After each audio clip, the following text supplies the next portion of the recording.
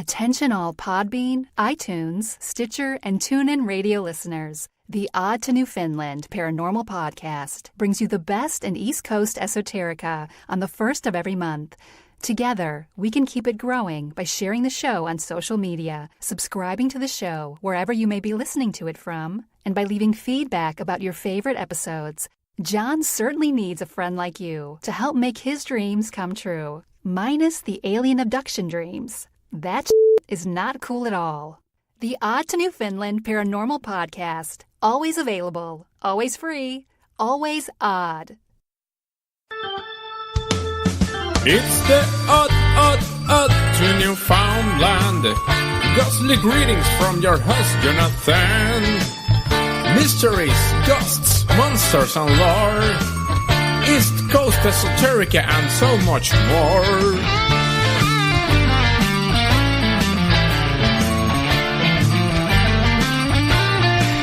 If it's odd to you, friend, it's on the Odd to Newfoundland.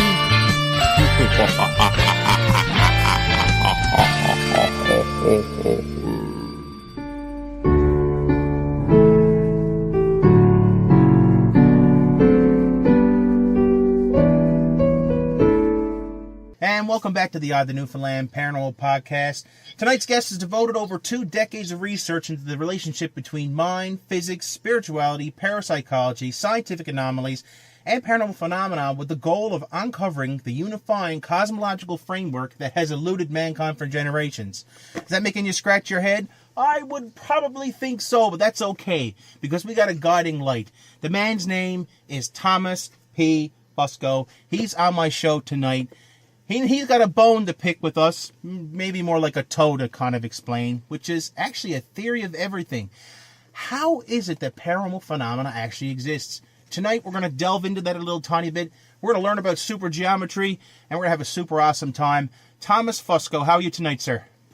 Hey, great, John. Thanks for having me on the show, man. It's about time. It took me 3 or 4 years to hammer down on Behind the Cosmic Veil, your book, enough to actually have you on. So, and, if anybody who picks up this book knows, you're going to have to read it a few times to really let it sink in, because there's a lot to digest.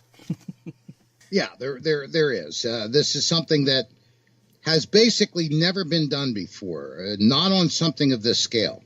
And John, what we're working with, and I talk about it a little bit, if I recall in my introduction, is that if we take the body of paranormal phenomena and consider that a legitimate body of evidence, and by that I mean all we have to do is have one valid apparition sighting in the entire history of humanity, or one disembodied voice heard, then we have to stand back from a scientific viewpoint and say, what kind of a universe can allow these things to happen? How is the universe put together that can allow and accommodate these kind of phenomena, as well as all the other observations that we have?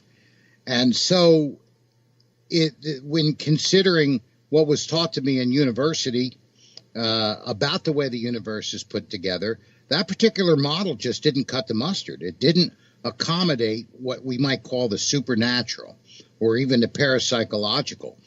So I realized I had to sit down and actually put together a whole new theory of everything. And it's a conceptual theory, but it's the first one that's come along that has really embodied all these different elements into a single system where they all coexist peacefully, where the previous barriers between them begin to break down and actually answer questions about all these different disciplines that the disciplines as they existed before never really were able to address correctly. So there you have it. Thomas, well, this sounds to me a lot like people have kind of gotten away from the idea of this stuff actually exists, and now we're focusing on the how. And that, to me, is really, really interesting. But, of course, in order to make that work, we need a theory. So, well, without stubbing your toe, tell me about yours, your theory of everything. What is it? Well, it's it's hard to put simply in a nutshell. It's very difficult to put in a Reader's Digest version, but there are certain features about it which are easy to understand. And what we have right now in physics, the predominant view of established physics, is that we have what I call a two-state reality. And what that means is that we have a theory about quantum physics, about the microscopic level, the world of the very small, at the atomic and the subatomic level. And this is called quantum physics, quantum mechanics, quantum field theory. And they have an entire theory build-up on how to explain what goes on in that particular world. Then we have the world at large. We have the relativistic state or the macro state. And that is explained very well by Einstein's relativity. The problem is that the two are incongruous. They don't match together. We have to use two different systems to describe the same reality. So that, we all know, is wrong. From a theoretical physicist point of view, we all know that this is not correct. It's the best tools that we have, but there are issues involved in having to have two different theoretical systems to describe a single reality. The other aspect of it, John, is that the mainstream establishment of science and physics today is still in a materialistic paradigm. And what is meant by that is that they define reality as all that is physical. And all that is physical is reality. And there's nothing that lies outside of that. Everything that is reality is physical and vice versa. And this is where we come up into these quandaries, because we essentially have more observations than we have physical content in the universe to explain it. We're supposed to be in a system where everything is an action-reaction, cause and effect. And yet we have gotten to the point over the last several decades where we have gathered more observations, more effects than we can find causes for within the physical universe. And this is where we start making up imaginary physical substances like dark matter and dark energy to explain these phenomena that have no apparent physical cause. What supergeometry does, which is the name of his theory, is actually comes up with a third state of reality. And rather than being very ambiguous, like it's always been philosophically, like a spirit world or that kind of a thing, it actually gives it a name and a face and a structure. And this is something that is above what is geometric. That's where the name implies or comes from. So now we have a three-state reality. We have a supergeometric, which you may call pre-physical. And then we have relativity, which is the physical on the large. And we have quantum physics or quantum mechanics, which is a description of the physical reality on the small. And I actually gave him, John, in a little bit of a incorrect sequence, because in the supergeometric model, primary reality is the supergeometric. It is what lays above the physical. And then comes the microscopic. Then comes the quantum world, which emanates, it emerges out of the physical, the supergeometric, and ultimately materializes into the universe at large, which is the relativistic world that we're all familiar with. Absolutely. And that we interact with all the time. And then bingo bango, now we have a kind of a jump off point to some paranormal, different types of paranormal activity, different types of paranormal circumstances and happenings, correct? Absolutely. One of the things that it does for us, from a scientific point of view, is that in the current model in physics, where we have these two states, a two-state reality. We can't really put them together. We either have to look at column A or column B. What a three-state reality does is that if we have the supergeometric that is not physical yet, and then we have the reality state of relativity, which is fully materialized reality, we can now see the quantum state as a transitional form between what is not yet physical and what is fully physical. When we look at it from that perspective, suddenly the veil is lifted, and many of the things that we see that seem paradoxical in our observations of the subatomic world suddenly become clear. We can finally understand what's going on. Now, if this is the case, this leads us to a couple things. First of all, it tells us that reality that we know, the physical universe, is still materializing. That this is a process that hasn't stopped. It's one of the things that my theory uses to explain what the expansion of space-time is, universal expansion.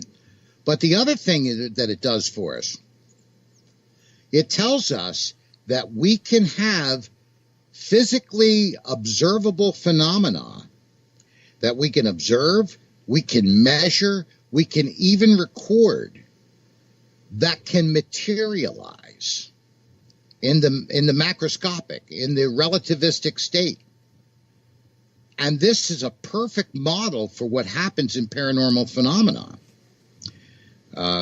Because in my work, to give a scientific definition of what the paranormal is, give you an example. Let's say we're talking about a voice, and we're in a dark room, but we have a partner there, somebody with us, and he's talking to us. He or she is talking to us, and we hear it. It's a normal voice, but the cause is normal because it's connected to a set of vocal cords.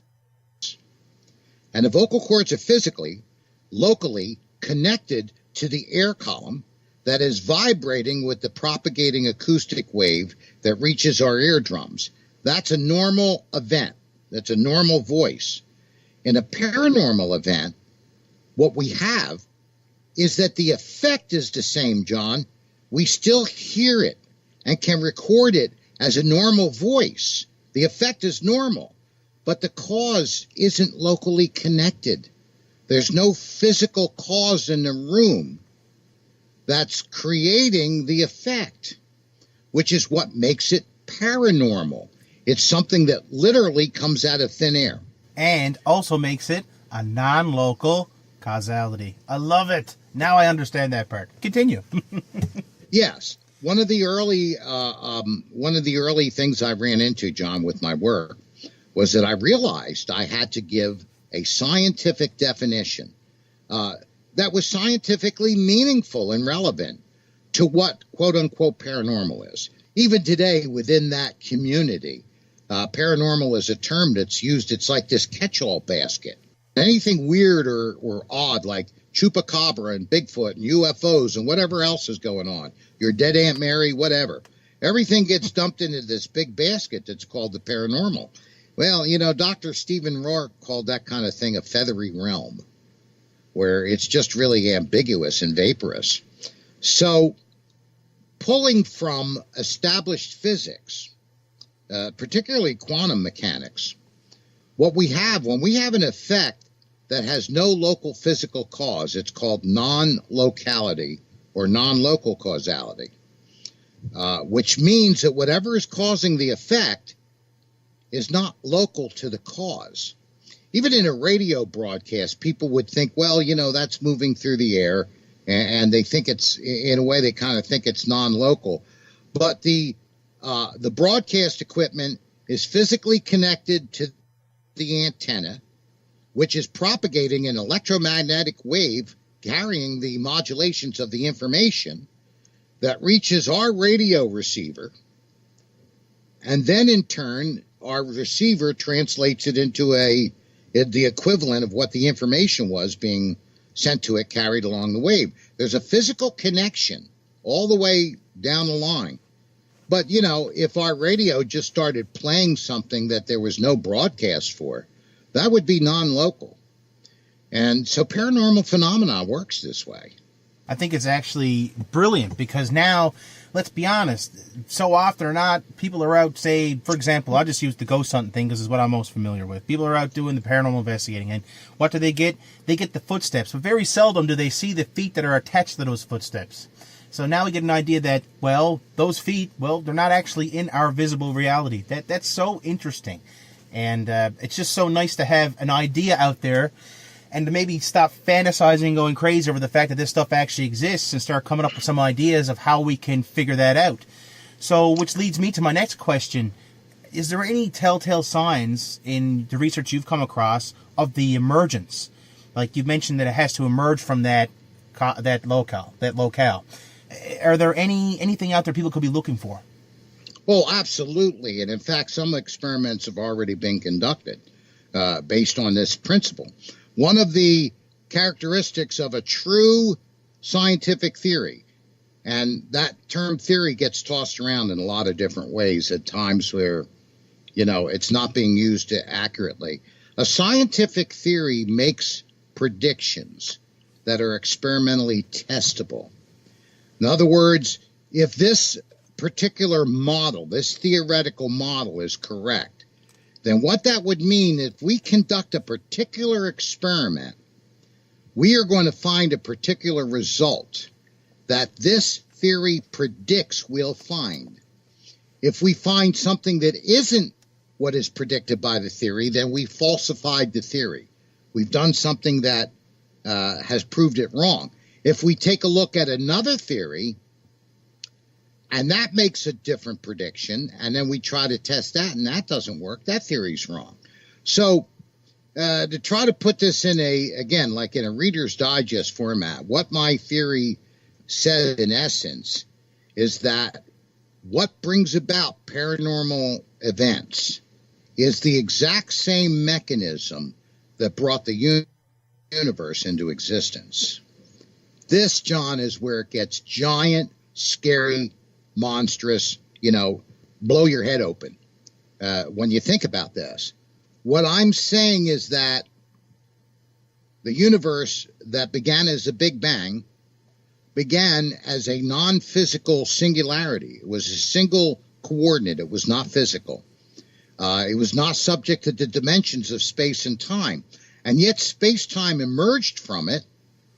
And what also emerged is information, which began to materialize not only as the geometry of space-time itself, but the primordial material content, the primordial particles, began to form from this information that emerged from this similarity or this singularity.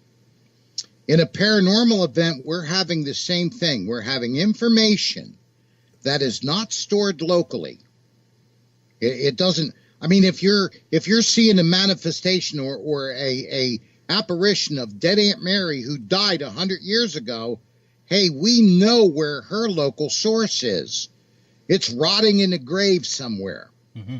There is no local source for an apparition of dead Aunt Mary. So it's coming from somewhere else, and yet it's going through a process of materializing. Now, if this theory stands correct, and I believe it is, what we will observe is that paranormal event will actually emerge from what we would call an emergence point. And we would see certain characteristics of the local environment begin to change because something is materializing in that local environment. And we would see the same kinds of things that took place at the beginning of the universe, only on a micro scale. We would see the emergence of an electromagnetic field. We would see on the surface of this emergent point a heat signature generated by the same effect as the electromagnetic field. In the middle of this expanding bubble of space-time, at least temporarily, until the laws of equilibrium balance what's outside from what's inside, we would get a lower density of air inside that bubble, and we would have a cold spot directly adjacent to the heat signature. That's nothing that any paranormalist has ever been able to explain before. Or any paranormal model. We would have, if the expansion was fast enough, we would have a mystery breeze. We would have the emergence of an independent gravitational field. And one of the real common characteristics that people describe on the onset of a paranormal event is a feeling of heaviness. And in essence, and I'm trying to give the Reader's Digest version, John, if you were to sit down with a physicist who was very familiar with Einsteinian space-time and relativistic theory on that level, that aspect of it, and ask them what would happen if a Einstein-Rosen bridge began to open up locally, like in a living room, a small opening mouth. Let's say it's a foot across. And ask that physicist what we would observe. You would have to hold your laughter back as that person described many of the events that occur in haunted houses, and would not even know he was describing a haunted house to you. He wouldn't even think about it. Interesting stuff. One of the things I love is EVP, the idea that sound is coming from somewhere and we don't know where. And, the closest thing I ever got to finding where it was coming from in a room was to make a very simple framework of recorders and literally pinpoint where the sound was coming from within 2 feet. After that, I got kicked out of the museum. It took 3 years to learn that much. I know you were quadrilating it. Yeah, that's about as good as I got. But once again, that's miles ahead of most people who are running around with the matching T-shirts. My thought is, I know you've worked with Dave Roundtree before. Yes. And you've had many conversations with him about that Rosen Bridge. Can you tell me a little tiny bit about the theory more about behind that? Because I know that if I'm looking for EVP strictly, one thing I've observed in many, just straight up EVP, just recorded by itself, is almost like a whipping sound before or after a voice would come through. Does that have anything to do with that Rosen Bridge, do you think? Or am I just jumping at something here? Now, we have to understand now I have to take a few minutes to explain a couple things because I have to give some background. Okay. David Roundtree came up with his idea of a theory of the paranormal based on his experiments and correlating and examining the results over many years. And he's also an expert in acoustics, so he has some things going on that other investigators just don't have in their possession. What I did was I started from theory. I was strictly a pencil pusher. I'm saying, given all these observations, what is happening with paranormal phenomena? How's it coming about? And so his cause is different than my cause, but the effect, we independently came up with the exact same model of what the space-time structure would be that a paranormal event would emerge from. Now, anybody that's scientifically trained and is also familiar with the paranormal and heard that statement and accepted it as true would be on the floor right now. I mean, what I just said is monstrous. Finding something like this makes physicists weep because they fulfilled their life's work. So that's one aspect of it. The other aspect I need to talk about for a minute, John, that everybody forgets in the paranormal field, and a lot of times in theoretical physics we forget about it too. Information. You heard me mention it before. Mm-hmm. In school, John, we were all taught matter and energy can neither be created nor destroyed. It was parroted to us. Mm-hmm. It relates back to the mass energy conservation laws, which were introduced by Einstein in the most famous equation in human history, E equals mc squared. Both sides of the equation are equivalent. And so matter and energy, or mass and energy, can neither be created nor destroyed. They can be converted to one form or the other. But over the last handful of years, physics has come up with an extension to those conservation laws. And we've come to understand that the information which comprises the mass and energy, which actually is the blueprint for them, itself can neither be created nor destroyed. And the idea of information is often forgotten. In the paranormal field, it's almost completely unheard of or unthought about. So, I mean, when we're talking about an EVP, what we are talking about is literally, and if you learn to look at it this way, things will become clearer when we think about paranormal phenomena. It is materializing information. It is information that is materializing and actually becomes fully materialized. Now, here's the problem, though. There still has to be a way to propagate an acoustic wave, or in an EVP, an electromagnetic wave. This was one of the predictions of supergeometric theory, that we should be able to record an EVP in a vacuum because it's electromagnetic in nature. It imposes itself directly onto the microphone components and bypasses the acoustic diaphragm. Hey, didn't David do that in the bell jar, though? Yeah, and that's what blew his mind when we first got on an interview. A host had brought the two of us together. She had actually brought Roundtree in because she felt completely incapable to interview someone like me. And so when I said, according to my theory, we should be able to record an EVP in a vacuum. And he says, well, I conducted that experiment. This is what I found. According to my theory, we should be able to measure an independent gravitational field emerging. I conducted that experiment, and that's what I found. And with each successive exchange like that, you could hear his voice begin to trail off. He was in a state of shock.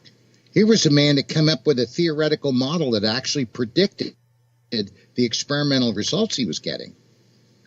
But mine was a little bit different because I didn't look at what was strictly physical as he was, because he was looking at physical evidence. So anyway, if we have information materializing, and let's say we have a normal voice, let's say, for example, I talk about this expanding bubble of space-time, which I call a diffluential field bubble. It has a lot in similarity with the mouth of an Einstein-Rosen bridge. Its actual physical structure in space-time and its characteristics in the presence of material content, not in the vacuum of space, but in the presence of material content like air molecules. Both of those structures would behave very similarly. But what I'm talking about is information that is coming from outside the physical. Call it what you want. Call it the spirit world.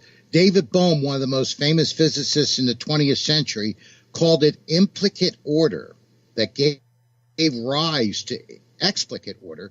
David Finkelstein called it coherent superpositions. Aristotle called it forms, or Plato rather. If we take a look at a lot of people who are familiar maybe with Edgar Cayce called it the Akasha. Mm-hmm. It's this library, this body of information.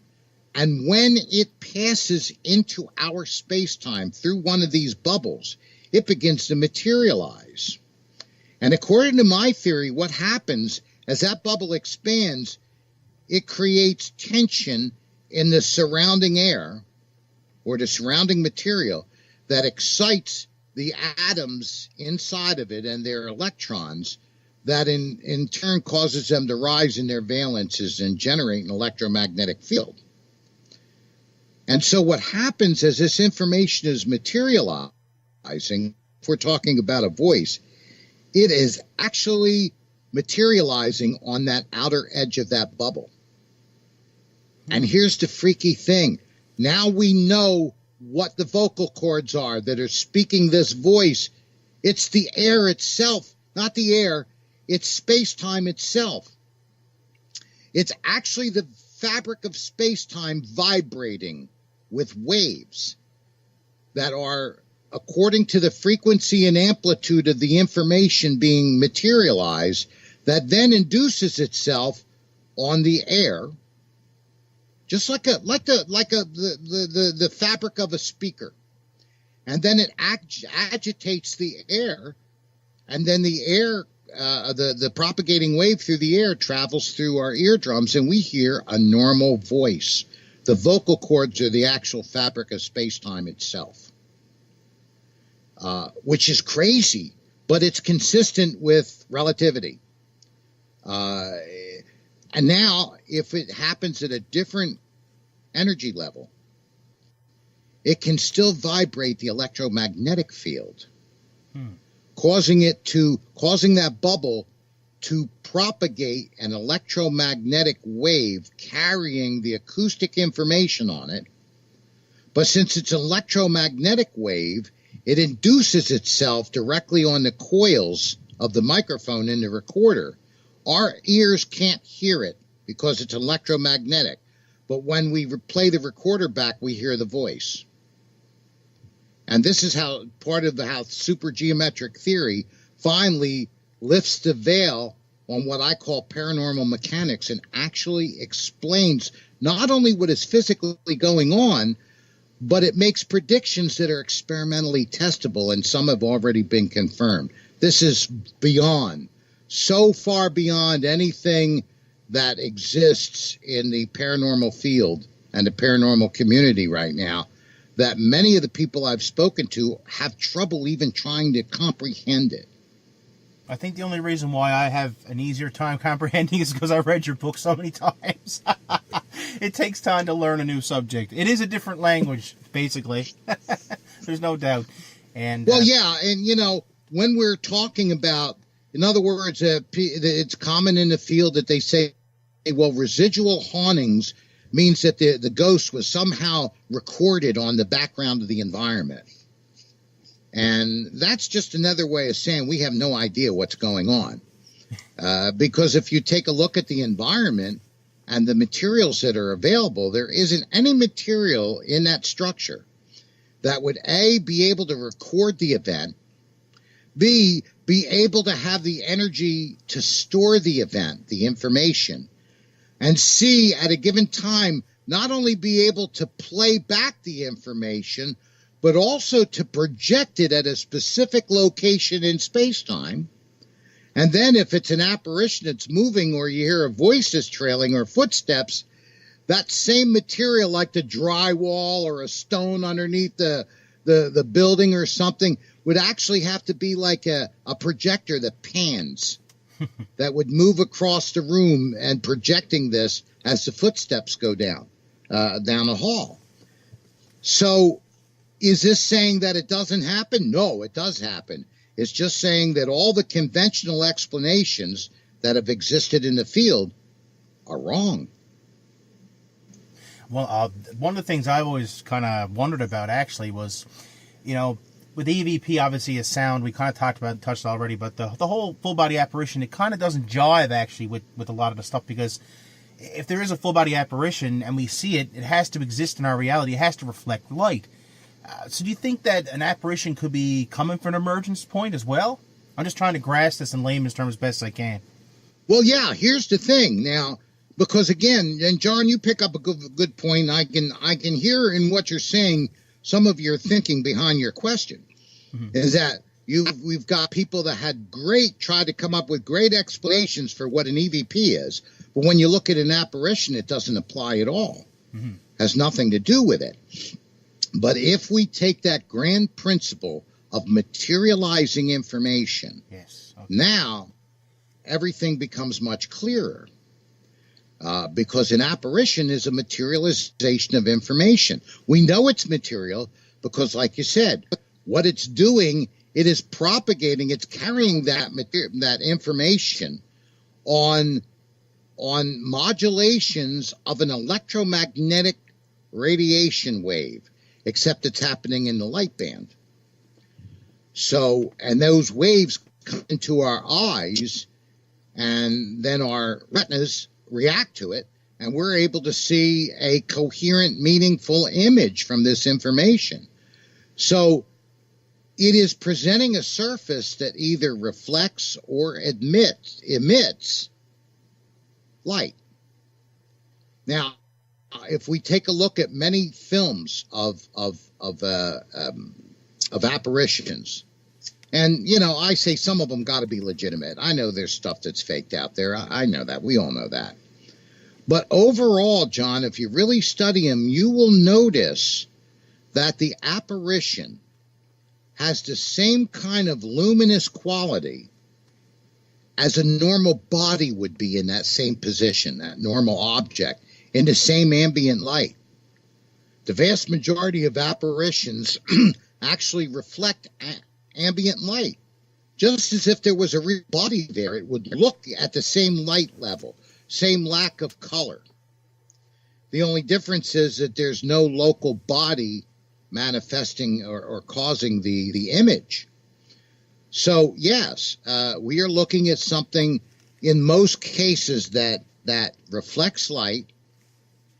In very, very rare cases, we actually have luminous phenomena, which would be the emergence of photons out of the electrons that are collapsing back down in the lower valences from the quote-unquote artificially created electromagnetic field. It would work just like an LED does. Or it presents a surface that absorbs all light, just like a black object would. And that's what we would call a shadow ghost. If it was completely black, if there was no light in the room at all, no radiation, no UV, no infrared cameras, if everything was completely black, the only thing that you could see is luminous phenomena.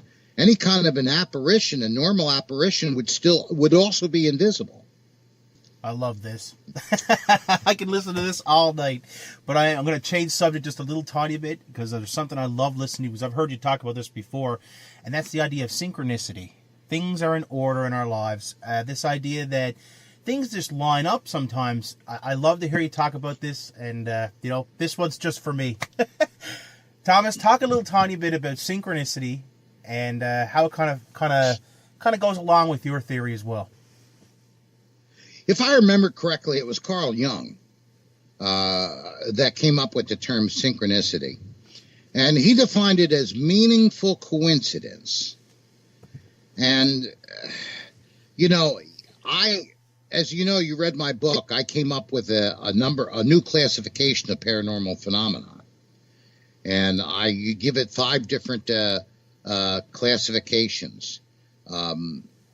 But synchronicity, I kept the original word.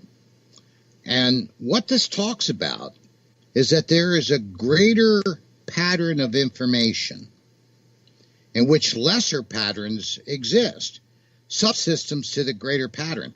Now, if the universe is still emerging from the singularity, as supergeometry maintains, then we have these subsystems that are continuing to emerge into our physical reality.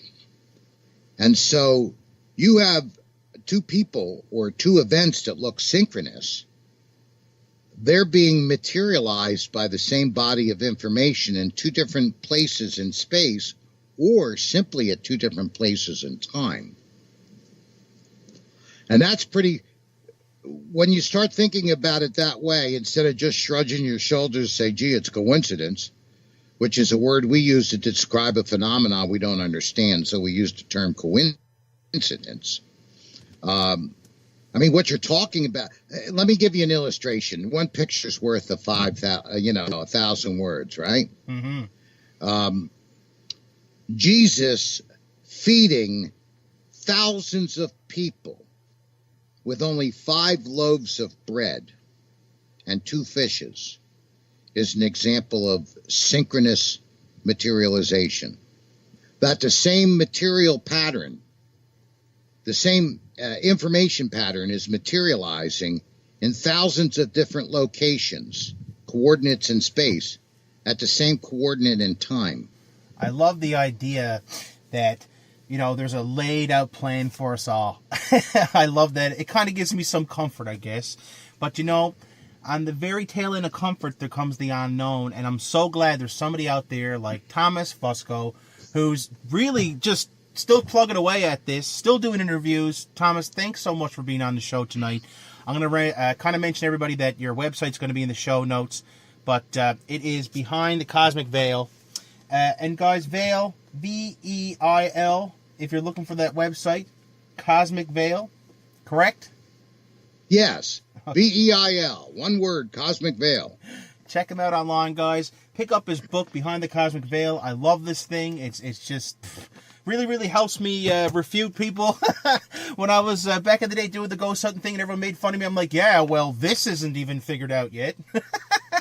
And it was actually quite used for ammo, really, in a lot of ways. But Thomas, thanks so much for taking the time tonight. And I just got to get you back on in the future. I think the people are going to really love this show. Well, thanks so much for having me on the show, John. I appreciate it. Attention all Podbean, iTunes, Stitcher, and TuneIn radio listeners. The Odd to Newfoundland Paranormal Podcast brings you the best in East Coast esoterica on the first of every month.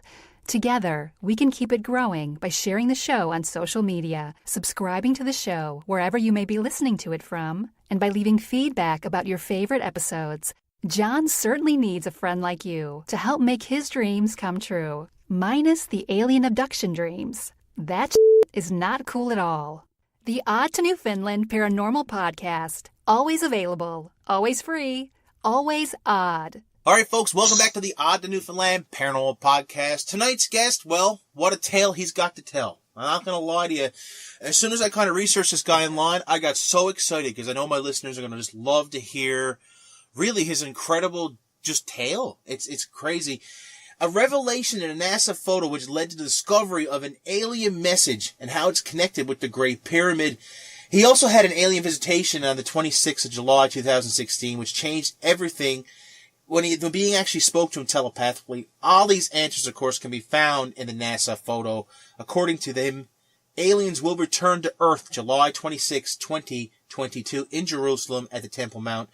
Guys, an odd story, but a great guy to tell it and what's actually going on. I've got Gary Parker. Welcome to the Odd to Newfoundland Paranormal Podcast, Gary. How are you tonight?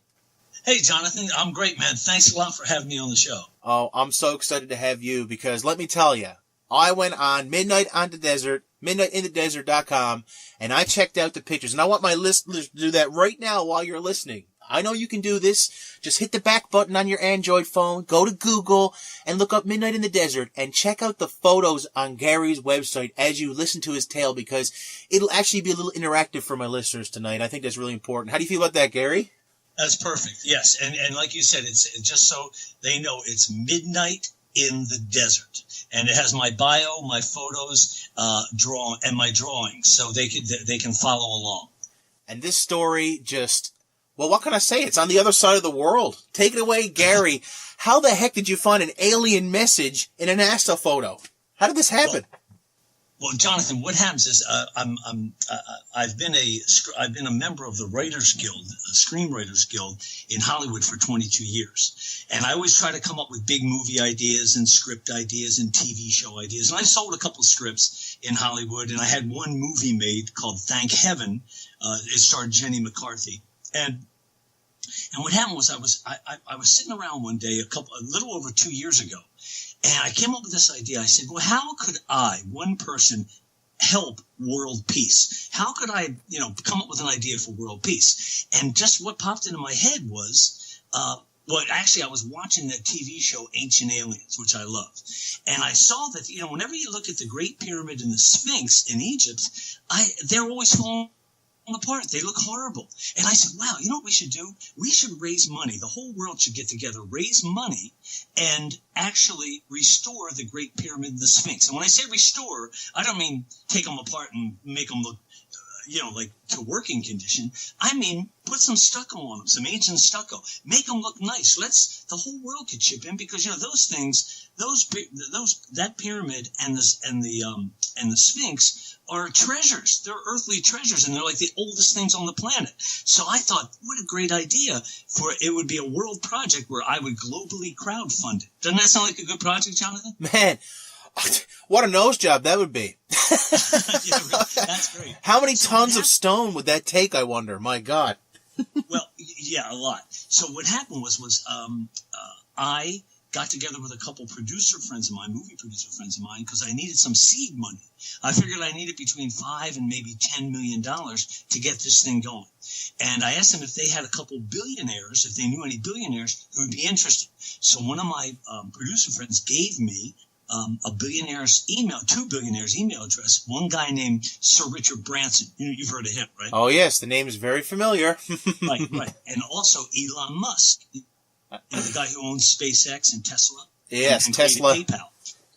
Uh-huh. So what happens, Jonathan, is I email those guys, and my heading was, I said, World Peace, Restore the Great Pyramid and Sphinx. And I figured they weren't going to email me back. Jonathan, the next day, I get an email from Sir Richard Branson, and he says, Gary, I don't know how you got my email address, but I love this idea. Is this for real? Is this a joke? And I was blown away. I emailed him right back. I said, Sir Richard, I said, it isn't a joke. I'm putting it together. And I said, and I needed some seed money. I said, but this idea is in its infancy. I'm going to need about 6 months. So give me 6 months and I'll get back to you. He said, fantastic. Let me know. I love the idea. I want to be part of it. We got to figure too, Jonathan, that these guys, billionaires are like pharaohs anyway. So they would love to have their name associated with the Great Pyramid and the Sphinx. Of course. Makes great sense. It's like a monument to, well, you.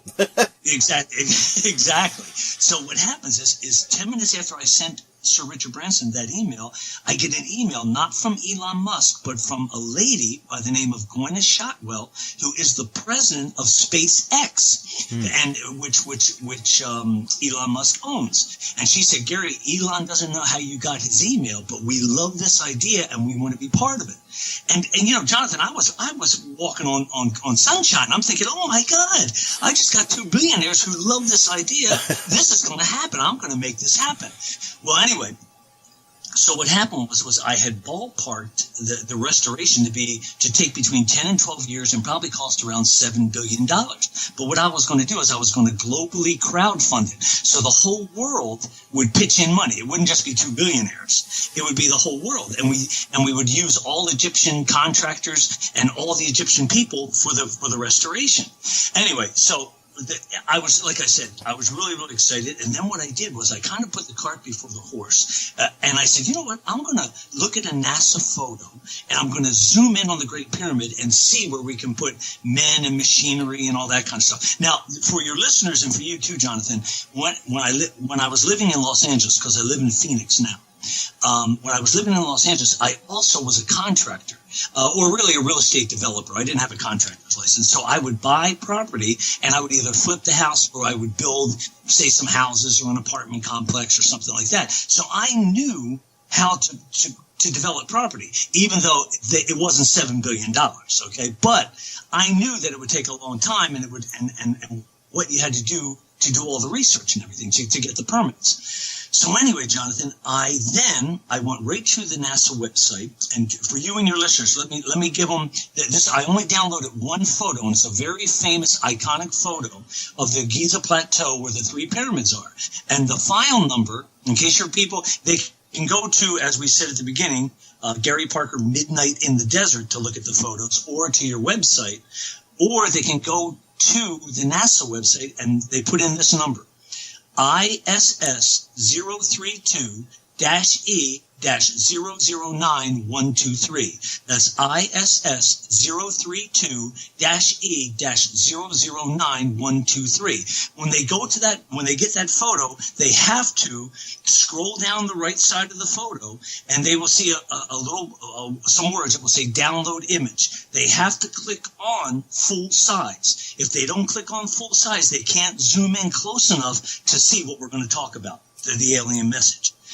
So anyway, does that make sense, Jonathan? Yeah, I'm trying to do it on my phone right now. Okay, well, anyway, so you don't have to, but but if you want to, it'd be great. I got to. This is so much fun. I got to check this out, Gary, man. Like, this is your this is work for you. Of course, I'm gonna respect what you've done and check this out. Right? Okay, I see what the problem is now. Yeah, I'm in there. Okay, interesting.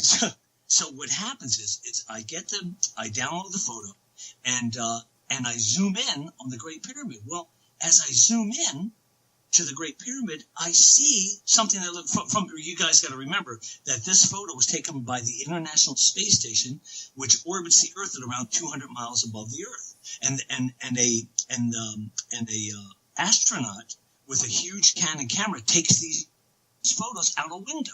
It's not a satellite image; it's actually an astronaut takes these pictures. So what happens is from a distance, I see on the north side of the Great Pyramid, running east and west. East is to the left, west is to the right. I see these shadows, and they're almost as big as the pyramid. And they're running along the north side of the Great Pyramid, running east and west. And as I zoom in, the shadows turn into letters. And I go, oh my God, those are letters, but they weren't English letters.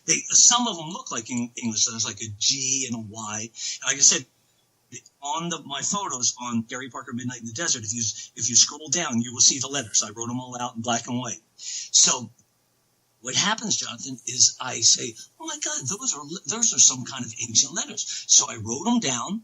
I took a picture with my phone, and I sent them to some Judaic scholars and some Aramaic scholars and some Egyptologists in the Middle East, and one Judaic scholar down here at the University of Arizona.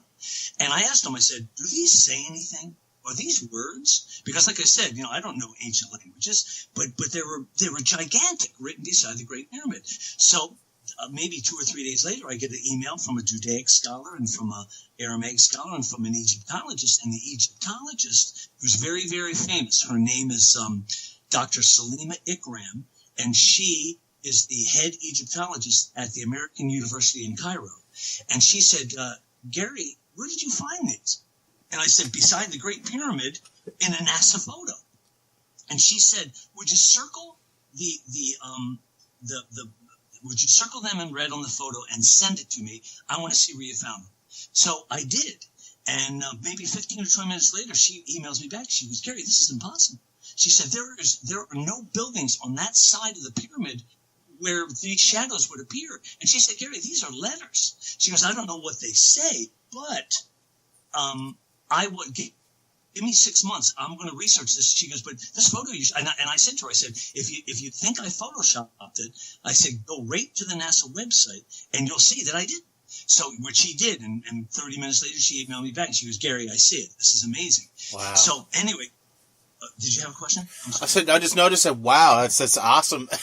It's so nice to have, when you do come across something like that, to have somebody, give you that validation and be like, no, this really is something. It's not just you. Exactly. This is the real deal. I get an email back from an Aramaic scholar and from a Judaic scholar in the Middle East, and they say, yeah, we think this says something about God, Creator, I am, and they were kind of they didn't know exactly what it said, but they said, and you guys have to remember this, Jonathan. Whenever you talk to academics about the Great Pyramid in Egypt, and you say you found something written in the sand, they say, oh, that's Photoshop. So I didn't mention to them that it was in a NASA photo. So eventually, after they translated some of the words, they emailed me and they said, well, send us the photo. Well, as soon as I sent it to them, all three of them said, we're not interested. You Photoshop this. And I said, no, guys. I said, go to the NASA website. You'll see I didn't Photoshop it. And they said, we're not interested. Because like I said, and you know this, and most people know it, that anytime you talk about the Great Pyramid or the Sphinx in Egypt, red flags book. People think you're an ancient alien nut. You know what I'm saying? Of course, yep. Of course. So what happens, though, is when I found those letters, above the third smaller pyramid, I found some other letters. But I recognized those as ancient Hebrew. And I knew they were Hebrew. I just knew it. So I wrote those down, and I sent them to the guy down here at the University of Arizona. And his name is Dr. Edward Wright, a really good guy. And he's worked on the Dead Sea Scrolls. He's written over 40 books. And he's been doing it for 40 years. And he runs the Judaic department at the University of Arizona. So he emails me back after I sent him those ancient Hebrew letters. And if your people scroll down, if your listeners scroll down, they will see the Hebrew letters look like this. They look like a big L. It almost looks like E-L-W-E-L-L, like E-well or L-well. Okay. And there's a little period above the W, okay, which is actually in Hebrew is a shin. So what happens is he emails me back and he goes, yeah, Gary, he goes, I can translate this really easily. He says, it says God and the Lord of the underworld. And he goes, where did you find this? I said, in the NASA photo where I found the other stuff. He said to me, you got to come down here and show me this stuff. I want to see it firsthand. So I make an appointment with him. I go down to the University of Arizona, and now here's one thing too about seeing the letters. The best way to see them is on a laptop in a dark room, because what happens is, Jonathan and your listeners, if you guys zoom in on it and you're in a dark room and you kind of open your screen as far as it will go, and what you do is you lift up the laptop under the keyboard and just tilt it back an inch or two, those letters will pop out like a 3D picture. They pop out. So what happens is I go there, Dr. Wright is sitting there, I show him everything. He says, Gary, listen, he goes, I see those. And he says, and I see that those words do say God and the Lord of the underworld.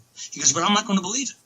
And I go, well, why not? He said, because you may have photoshopped this. And I said, well, I didn't. I said, let's go to the NASA website. He goes, I don't want to have anything to do with this. And I said, well, that's a drag, man. I said, because you're seeing it. And I haven't told you this either, Jonathan, but there's more stuff in here that I could show Dr. Wright. And he said, Gary, this is just too unbelievable. I'm not going to believe it. I'm going to have to, I have a meeting coming up. You're going to have to leave. So he pretty much gave me the boot. And I said, fine, that's no problem. Gary, just to interrupt you real quick, I'm just going to say this, just while you're talking about that. They did the same thing to Aristotle. Don't worry about it. Well, no, Aristotle, but he probably didn't have a laptop, did he? As far as we know, he never, no.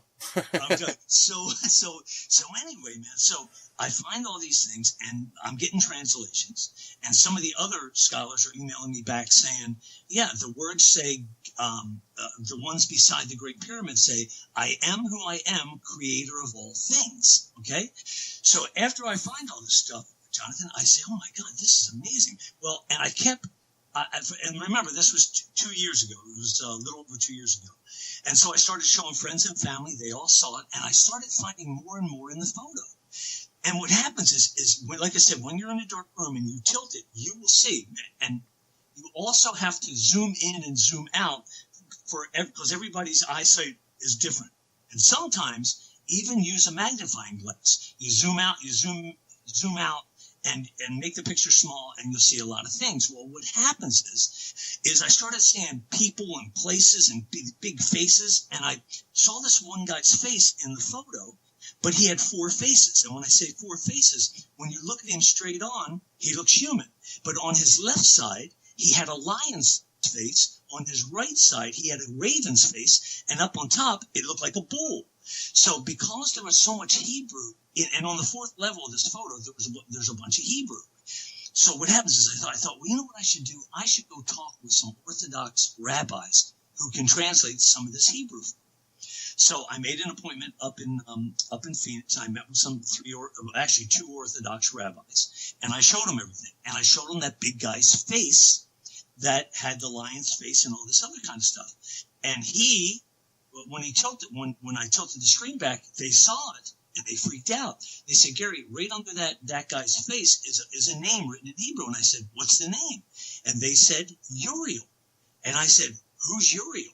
They said, he's a cherubim that protects the east gate in the Garden of Eden. And I go, that's amazing. They said, yeah, but Gary, we're not going to look at it anymore. And I said, well, why not? I said, you see it? It's right there. And they said, yes, but here's a problem. Two problems. I said, what is it? They said, number 1, you're not Jewish. And number 2, we believe that these kind of miracles only happen in Israel. And I said, you got to be kidding me. I said, so you're considering this a miracle? They said, yes, because what you're showing us here is the Garden of Eden. And I said, well, what do you mean the Garden of Eden? And we turned, like I said, the lights were off and everything. And they said, tilt the screen back. So I tilted it back. They showed me that there was Uriel, and he's on the left hand side, which is east. And if you go right, there was a flaming sword in front of this tree that had the profile of a woman's face. And they told me she was Asherah. And they said, Gary, can you see those two elephants drinking from the water? And they were right. I could see them. I said, oh my gosh. They said, what you're showing us is the Garden of Eden, and this is impossible. It should not be in a NASA photo. And I said to them, I said, rabbis, I said, but what about this? Think about this. I said, what better place for God or an alien race to put a message than a NASA photo? I said, what better way to communicate with us in a non-violent, non-attack way to show us 4 levels of what this means, like what they're trying to say to us. And they agreed. They said, yes, it's amazing that it showed up in this NASA photo. And they said, Gary, also, one of the rabbis said, there's a date here beside the Great Pyramid. And I said, well, what's the date? They said, July 26th, 2022. And I said, well, they said, does that mean anything to you? To me. And I said, well, the photo was downloaded onto the internet on July 26th, 2012. Mm-hmm. And I said, guys, the only thing I can think of, July 26, 2012, is 5 months after that was December 21st, 2012, when the Mayan calendar ended. Yes. Remember that whole thing? Of course I do. That was a huge deal. I know 5 years ago, it seemed like only yesterday. Yes. So I said, guys, maybe the Mayan calendar ending and this photo being downloaded onto the NASA website and on the internet on July 26, 2012, it's 10 years. The date that they gave me was July 26, 2022, was 10 years after the first date, when it was downloaded. So, and they said, well, Gary, we're going to have to ask you to leave because we're not going to, this is not in the Torah. And I said, yeah, the Torah, which is the Jewish Bible, or the Tanakh, which is the verbal Bible for the Jews. And I said, guys, but what if this is a message about Jerusalem? And they said, please leave now. So they kicked me out. So, Jonathan, I'm getting kicked out of everywhere. I was going to say, it seems to me like everywhere you go with your story, you're getting the boot here. Man, oh, man. Yeah, you're getting the boot, but you got to remember, I'm dealing with people, number one, academics. Yes. Okay, and they don't want to know from anything. Okay? Of course. And, what's that? I said, of course. I mean, that would mean, disrupting the known knowledge. There you go. That's exactly what I said. And then, I'm talking with Orthodox rabbis who, these guys, if it's not in the Torah, they don't want to know from. You know what I mean? They think they're sure of everything that's going to happen. And I said, guys, what if you're wrong? What if this photo is telling us something and maybe you should look at it? We're never going to look at it again. I said, okay, no problem. So I left. Because here's another thing, too. You don't know me, Jonathan, neither do your listeners. But when I get a hold of something, I never stop. It's like if you've ever tried to sell a script in Hollywood or a pitch in Hollywood, or you tried to build anything in Los Angeles, it is a process that you have to have a suit of armor for skin because you got to be tough as nails. And I am. So I'm not the Terminator, but I'm pretty close. You know what I mean? So I'm not going to give up because I said, this is a message. I somehow found it and I have to show everybody. So what happens is since I found 4 levels to the NASA photo, I thought, well, I should go to professors of computer science professors who actually build software and let them see it. So I did. I went to Arizona State University, which is just an hour away. And all of a sudden, I'm in there with a guy named Dr. Gupta and Dr. Whitehouse. They both see it. And Dr. Whitehouse says, Gary, listen. He goes, we see everything you're telling us. They saw the Garden of Eden. They saw everything. And they said, here's our problem. We, the human race, does not have this technology. The only people who have this technology would be NASA, and why would they put it in their own photo? I said, you're absolutely right. It's ridiculous. And I said, will you guys help me? And they said, no. They said, because we don't know how this happened, but we don't have anything to do with it. So I was feeling a little bummed out. Believe me, I was a little down. So I come home that day. And just know this too, for you and your listeners, Jonathan, I've never ever had a paranormal experience. I've never seen a ghost. I've never seen an alien. I've never seen a UFO. I believe in them, but I've never seen one. So what I'm going to tell you is what changed everything. So what happens is I come home, and like I said, I'm bummed out. I fall asleep early in the morning, probably 3 or 4 o'clock. I have a dream, and in the dream, and this has never happened to me, Jonathan, believe me, I hear a voice. It's a man's voice, and it says to me, Gary, go down to the river, stand in the water, face east, and say these words in Hebrew. And the words were, Father, Father, Father, holy, holy, holy, where did you come from? Where did you really come from? And naturally, I sat up in bed and I thought, oh my God, what was that all about? But because I had found all this stuff in the NASA photo, I said, I have to do it. I just have to do it. But I don't know Hebrew. So I waited till around 9 or 10 o'clock, and I called one of the rabbis I had met, and I asked him to say it to me phonetically over the phone. And he actually said, Gary, I'll email it to you right now how to say it. I said, great. So I practiced it for a little while, and I go down to the river. Now, I live in a small place called Santan Valley, Arizona. And about 4 or 5 miles away is a small town named Florence, Arizona.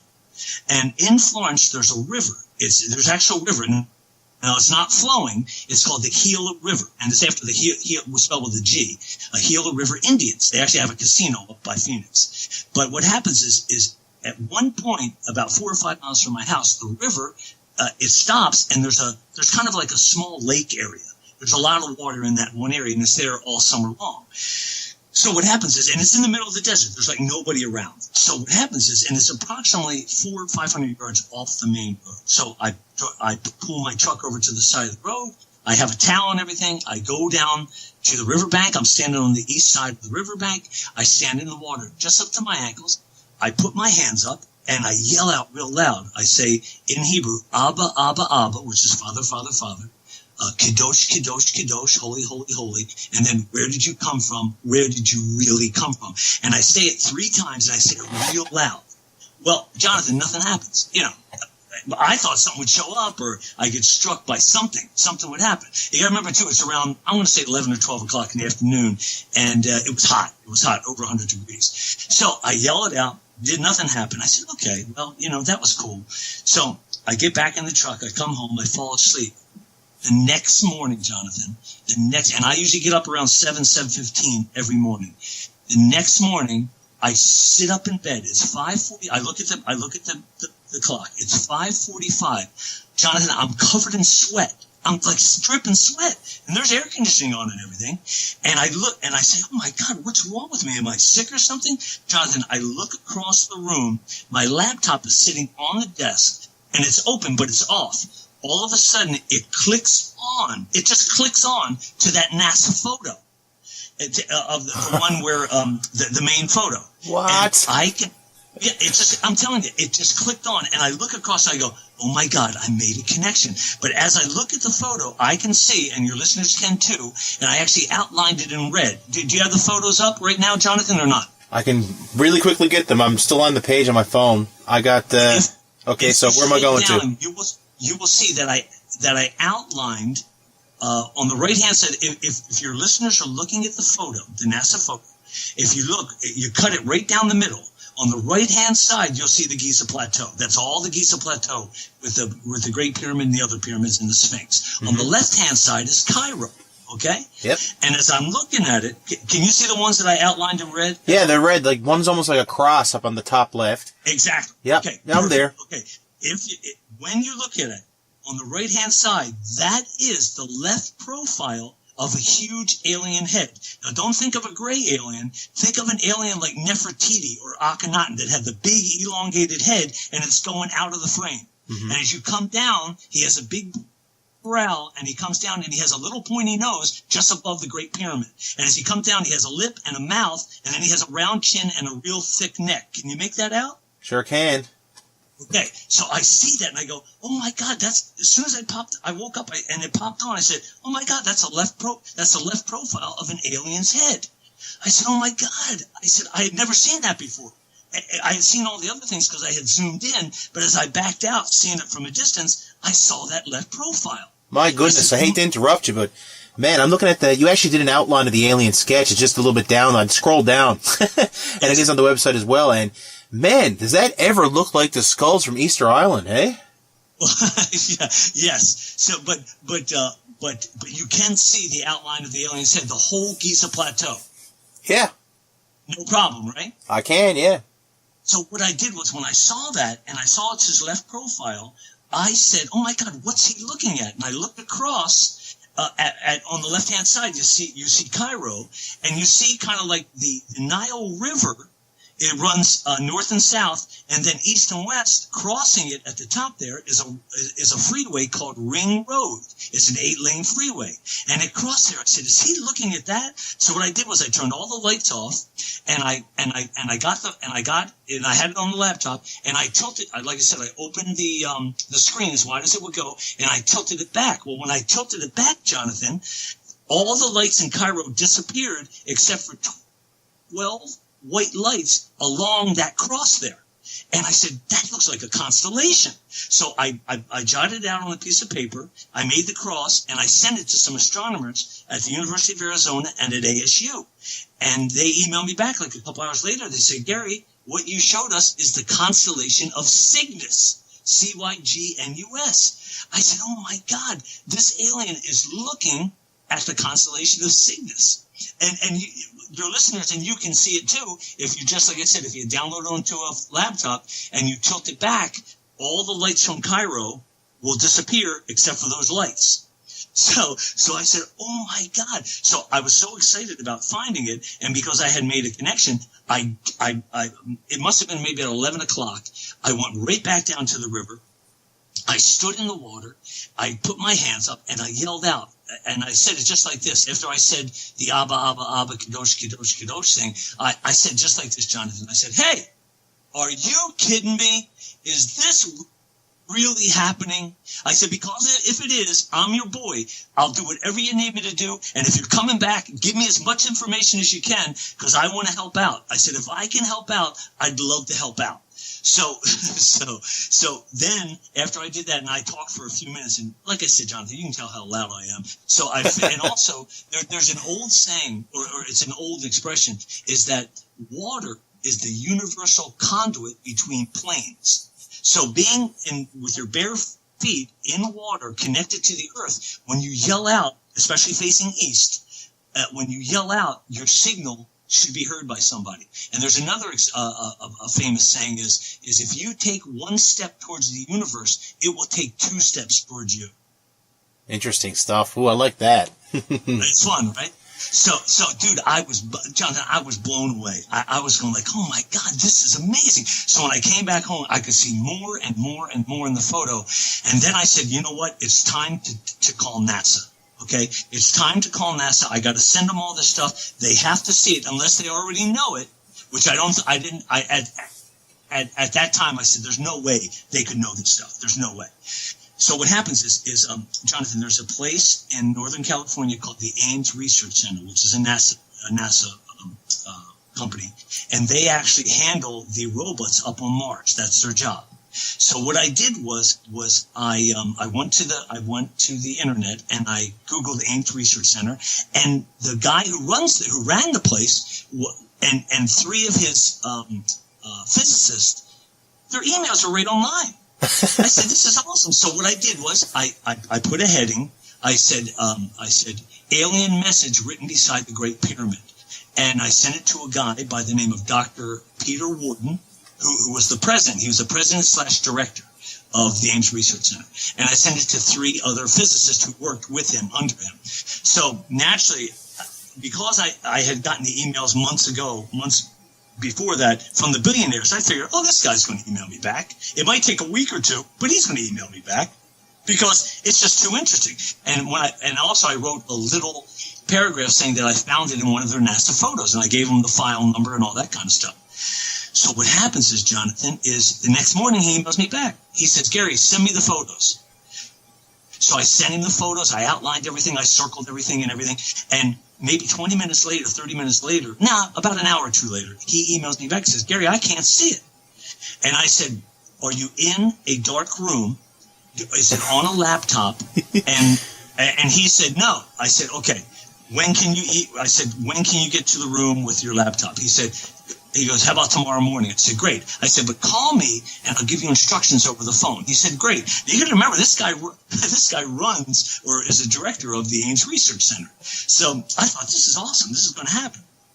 So, and plus, I figured I've made the greatest discovery since the sun. You know what I mean? Yep. So what happens is he calls me the next morning. He goes, okay, I'm in the dark room. Well, he actually emailed me first. Said, Gary, I'm in the room. I'll call you. So he calls me, and I say, okay, now look at this. Tilt the laptop back, and look at the rating which he had printed out, and I have it circled. He goes, I see it now. I said, yeah, that says I am who I am, creator of all things. He goes, okay. I said, now I want you to see the second thing that says God and the Lord of the underworld. So he sees. He goes, yes, I see that. I said, now I want you to see above Ring Road there in the Giza Plateau, I want you to see the Garden of Eden. I want you to see the serpent and the big, and Uriel, the big guy's head with the three faces. So he tilts it back. There's a moment of silence, and he says, Gary, can you give me a couple of weeks? I want to show this to my superiors. I'll get back to you in a couple of weeks. I said, Dr. Warden, no problem. Thank you so much for this. I'm very excited. He goes, yeah, I'll get back to you. Jonathan, 3 weeks later, he retires from NASA, and now get ready for this. He cut off all contact with me, and he got together with Stephen Hawking, the famous physicist. You know, Dr. Stephen Hawking, the guy in the chair. Yep. And he and Stephen Hawking got $100 million from a Russian billionaire to start their own company to find ETs. Wow! Right? I know. Insane, right? Well, I guess that was a good enough motivator. You showed them. Another thing, too, what blows my mind about all this is that whoever created all this had the foresight to know that we would eventually have the ability to fly. Because how else would we ever find this, right? So, you're absolutely right. Yeah, it's actually really interesting. It shows foresight and intelligence on both ends as well, right? It's amazing. And what I'm going to tell you next, if we have time. Of course, keep going. Okay. What I'm going to tell you is this. After all this happened, then NASA, and then that guy burned me at NASA, Dr. Warden, I thought, okay, well, let's see what's going to happen. So what happened was, and it was at that date, it was July, and he had done it back in June or something, or May or something, and I had been on more meetings and showing more people. And then on the morning of July 26th, that date again, remember, they downloaded the photo onto the internet on July 26, 2012. Now it's July 26, 2016. It's the morning, early morning. And remember, the rabbis told me that there was a date of July 26, 2022 written in Hebrew on the photo. Okay? So I'm asleep on July 26, 2016. That voice came to me again and said, Gary, go to the river. So I said, okay, great, I'll be there. I didn't answer it like that, but it didn't shock me like it did the first time. Of course not. Okay, right, exactly. So I'm going to say it's like 8, 9 o'clock in the morning. You got to remember, it's July 26th in Arizona in the desert, so it's already 110 degrees. And I'm it's like I said, it's in the middle of nowhere. So, and I'm standing in the water, and I yell up my Hebrew words, and I say, if you have anything, and then I speak English, because I don't know much Hebrew, and I say, hey, show me whatever you need, guys. I'm here, blah blah blah. All of a sudden, Jonathan, I see up in the sky, way high up in the sky, I see it looks like a circle, almost like it's a circular motion of like crystals, like there's crystals in the middle of the sky, and it's a bright sunny day. Okay, and I'm thinking to myself, all right, something's happening. This is awesome. Now, you guys have to remember, when I say guys, your listeners and you, you have to remember that I had been doing this for over a year, and I've been seeing everything. I had the dream. I've been down, and I had been down to the river at least between 38 and 40 times. I had been going down twice a week because I would just yell up and say, hey, guys, if I can help, I'm here, that kind of thing. Because I didn't know how many times I should go down there. I had no idea. So what happens is I'm seeing these crystals, and they start to move from the east, and they start to move northwest. And they actually go and they hover about maybe 30 or 40 feet above the water. Now, When I say above the water, it was maybe 20 yards out in front of me. So it's not like I could jump in the water and touch it or get to it. But I was just watching it, and I'm going, oh, man, this is going to be great. So all of a sudden, the crystals flatten out like a platform, like a 3-foot platform. And it probably goes for about maybe 6 or 7 yards, and it's 3 feet thick, and it's a crystal platform, like a platform. And all of a sudden, and this is where it gets completely nuts, guys, all of a sudden, 2 of these angels / cherubim appear below this platform. And I don't know if have you ever heard of a guy, a prophet named Ezekiel? You ever heard of that guy? Yes, I've heard them talk. His name has come up a few times when I was listening to other podcasts. I'm a bit of a fan of, not so much Joel Osteen, but a big fan of, oh my God, T.D. Jakes. He has mentioned him before, so yeah, I've heard the name. I don't know, but Ezekiel, if your listeners ever go, they can actually Google Ezekiel's vision. And he was a prophet who was down by a river one day, and God appeared in front of him. And he said that there were 4 angels that had 2 sets of wings, and they had 4 different faces. They had a human face, a lion's face, and a raven, or he actually said an eagle's face, and this guy had a raven's face. And they kind of looked like a bull on top. Well, there was 2 of them, but I recognized the one, Jonathan, and it was Uriel, the guy who the rabbi had translated his name for me. And I could recognize him because he's right in the photo. And I looked at him, and actually they had the big wings, and they were flapping them, and they had eyes on the wings, and they actually had like feet. They weren't human feet. They were actually like hooves of like an animal, like a cow or a calf or something. And there was actually the spinning wheels. There's these metal spinning wheels that Ezekiel had talked about where they were there too. But he had seen 4 of them, and I only saw 2. And when I looked, and when I say 4, there was actually 4 angels and 4 wheels. Well, I only saw 2. And when I looked at the Uriel, I said, "You're Uriel?" And he said, "Yes." He said, "Hi, Gary." And he was talking with his mouth. He wasn't talking what's that called when they speak with their telepathically? Yeah, they weren't speaking telepathically. The one, Uriel, was speaking with his mouth. And he said, "Abba wants to speak to you." And I said, "This is awesome." Now, you're going to remember, too, like, I'm older. I'm 58 years old. This is exciting to me. I have seen every Ridley Scott movie about aliens. I never miss an alien movie. So, Jonathan, I'm not afraid. And I also didn't feel like I should fall on my knees either. I felt like, okay, this is great. I can't wait to see what's next. And also, Jonathan, they did not look real. They looked like a projection. It looked like you could put your hand through. Yeah. Almost like a holograph. You know what I'm saying? Yeah, okay, like a hologram. Okay, yeah. Yep. Exactly. And what they did, too, is it was almost like they were going in and out of different dimensions, the way they were moving around. And they also looked like burnt brats, like part of them was on fire. Mm-hmm. And that's exactly what Ezekiel said. Because after this happened to me, I came back and I looked at that Ezekiel thing because I'd never seen it before. So all of a sudden, this guy, this Uriel, and I said, "Are there only 2 of you because you're closer to Earth?" Because I figured if there was 4 in Ezekiel's vision, maybe with their technology, they had to broadcast it with 4 instead of the 2. And he said, "Yes, we're closer to the Earth, but Abba will explain everything to you." I said, "Well, I can't wait." Well, as soon as I said that, all of a sudden, what appears on top of the platform is this huge alien. Now, if you scroll down the photos in the on the Gary Parker Midnight in the Desert, you will see I drew him in pencil. Yep, I can see him now. Okay, yep. You see, yeah, he has a huge head. He had huge arms. He has a huge chest. He was wearing a breastplate that had 12 different gemstones in it, and he was wearing kind of like a huge red, almost like a robe that went over his hands, and on the robe that constantly changed were Hebrew letters, and they were constantly changing. And he, like I said, he was an alien.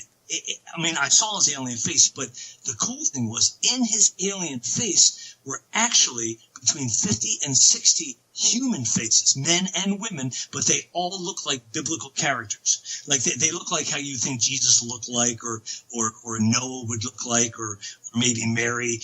They all look like it from that time period. They didn't look like, us. Okay. They all had beards and all that kind of stuff. So what happens is, Now I'm looking. Also, I couldn't see his feet because he had, like I said, he was huge. He was about. Oh, I forgot to mention this too. The two angels were between 18 and 20 feet tall. Wow. And I don't know if they're that tall, but the projection was that tall. And I was looking around hoping somebody was close by where they could see this. So what happens is, but the Abba, the huge alien, he was about 30 feet tall. Like I said, I don't think in real life or wherever they're from, I don't think he's 30 feet tall, but he looked 30 feet tall from the projection. So Abba, and this Abba guy, everybody, all the human faces inside his face were speaking different languages. Like when I say different languages, a language I didn't know. They may have been speaking like Hebrew or Aramaic or something like that, but I couldn't understand them, and they were all talking at the same time. But even though they were talking at the same time and all this stuff was going on, Abba, this huge alien with a huge head, he started talking to me telepathically. And he said, Gary, no one else can see us but you. Now, which was bad that he said that, because as soon as he said that, I'm in the middle of the desert, but you got to know that since school is out, a lot of kids ride their dirt bikes and ATVs, all-terrain vehicles, out in the desert. And they always come down and they jump over these little like sand dunes down by this river, okay? So all of a sudden, Jonathan, I hear this, right? And a kid, like a 13, 14-year-old kid, pulls up beside on the riverbank, and he goes, "Hey, mister, what are you doing in that filthy water?" Jonathan, the water's disgusting. It's disgusting. and even though Abba, the huge alien, had just told me that no one could see me but me, it's not that I was calling him a liar, but dude, I so much wanted someone else to see this to verify that I wasn't losing my mind. I said to the kid, I said, "Can you see anything out in that water?" And he goes, "No." And I go, "Nothing at all?" And he said, "No." And Abba said, "Gary," like he was saying to me in my head, "Gary, turn around. You know, we got to." Like he didn't have all the time in the world, right? So I said to the kid, I said, "Don't worry, I'm saying some prayers. It's no big deal." He goes, "Well, just be careful. That water's disgusting." I said, "Absolutely." The kid takes off. Jonathan, I turned back to Abba and to these angels, especially Uriel, because the other angel, I had no idea who that was. So all of a sudden, when I turned back to them, I look at them. Now, they have eyes. Jonathan, they rolled their eyes at me like, what an idiot. You know what I mean? Seriously. So I'm thinking, these guys have a sense of humor. Yeah. You know what I mean? Because whenever you think of these aliens or these, in biblical times, all these people fell on their knees and they were going like, "Oh, it's God." Well, it might be God, but he's a huge alien. And then there's this other alien with wings. Yes, we call it an angel, but that's an alien. So they rolled their eyes at me, so I figured they had done this so many times before on other planets, and they had to deal with stupid humans like me, and it kind of pissed them off. Do you know what I'm saying? Yes. So anyway, I said to him, I said, "Abba," and remember, I'm talking, I'm not just thinking, because as you can tell, I'm a talker. So I said to him, I said, "Abba, I apologize. I didn't mean anything by it." And he said, "You have to concentrate. I have a lot to tell you." So he starts telling me things, and because he said, "We're returning to the Temple Mount." Because at first, when he said, "We're returning," I jumped right in and said, "To Egypt?" Just like that. Like I'm cutting the alien off, which is really rude, but I'm so excited. And you can tell I'm an excitable guy. Just keep chocolate away from me, Jonathan. I'll try to refrain from sending you some for Christmas. So what happens is, now, do you have any questions? No, you keep going. This is great stuff. Dude, isn't it amazing? It's amazing. So he says, "Gary," I said, "So are you coming back to Egypt?" And he said, "No, we're returning July 26th. Well, he actually said the date that the rabbi gave you. And I said, July 26, 2022. He said, "Yes, we're returning to the Temple Mount." Well, I said, and I don't know if you know anything about the Temple Mount. Do you know anything about the Temple Mount? Not at all. Do you know anything about the first temple and the second temple and all that kind of stuff? No, sir. All new to me. Can I tell your listeners? Of course. Okay. Guys, what happens is, back in biblical times, there was a guy named David. And when he was a little kid, he killed a big giant named Goliath. You've heard of that, right? Oh, yes. Okay, David became king of Israel. Okay, he became the king of the Jews. And what happened was he then, when they got to Jerusalem, he actually built a city. And when he died, his son Solomon, you've heard King Solomon, right? Yep, King Saul. Yep. God had told David Solomon was going to build the first temple. Now the temple is in Jerusalem, okay? And they built it to house the Ark of the Covenant, where they put the tablets from the Ten Commandments. You know, from Raiders of the Lost Ark stuff. Oh yes. What happens was, and that was like 600 years BC. Well, then the Babylonians came in 300 or 400 years later, and they knocked down the temple. They stole a lot of the stuff, and then they enslaved the Jews. They took the Hebrews and to Babylon. Okay, so then what happens is then cut to 300 or 400 years, maybe 400 or 500 years later, they build another temple, and they built it and everything. Then Christ was crucified, and 70 years after that, the Romans knocked down the second temple. So whenever you see the Jews and the rabbis and all the religious people at the west wall of the temple in Jerusalem, and they're rocking back and forth against the big blocks, you've seen it, right? Yep.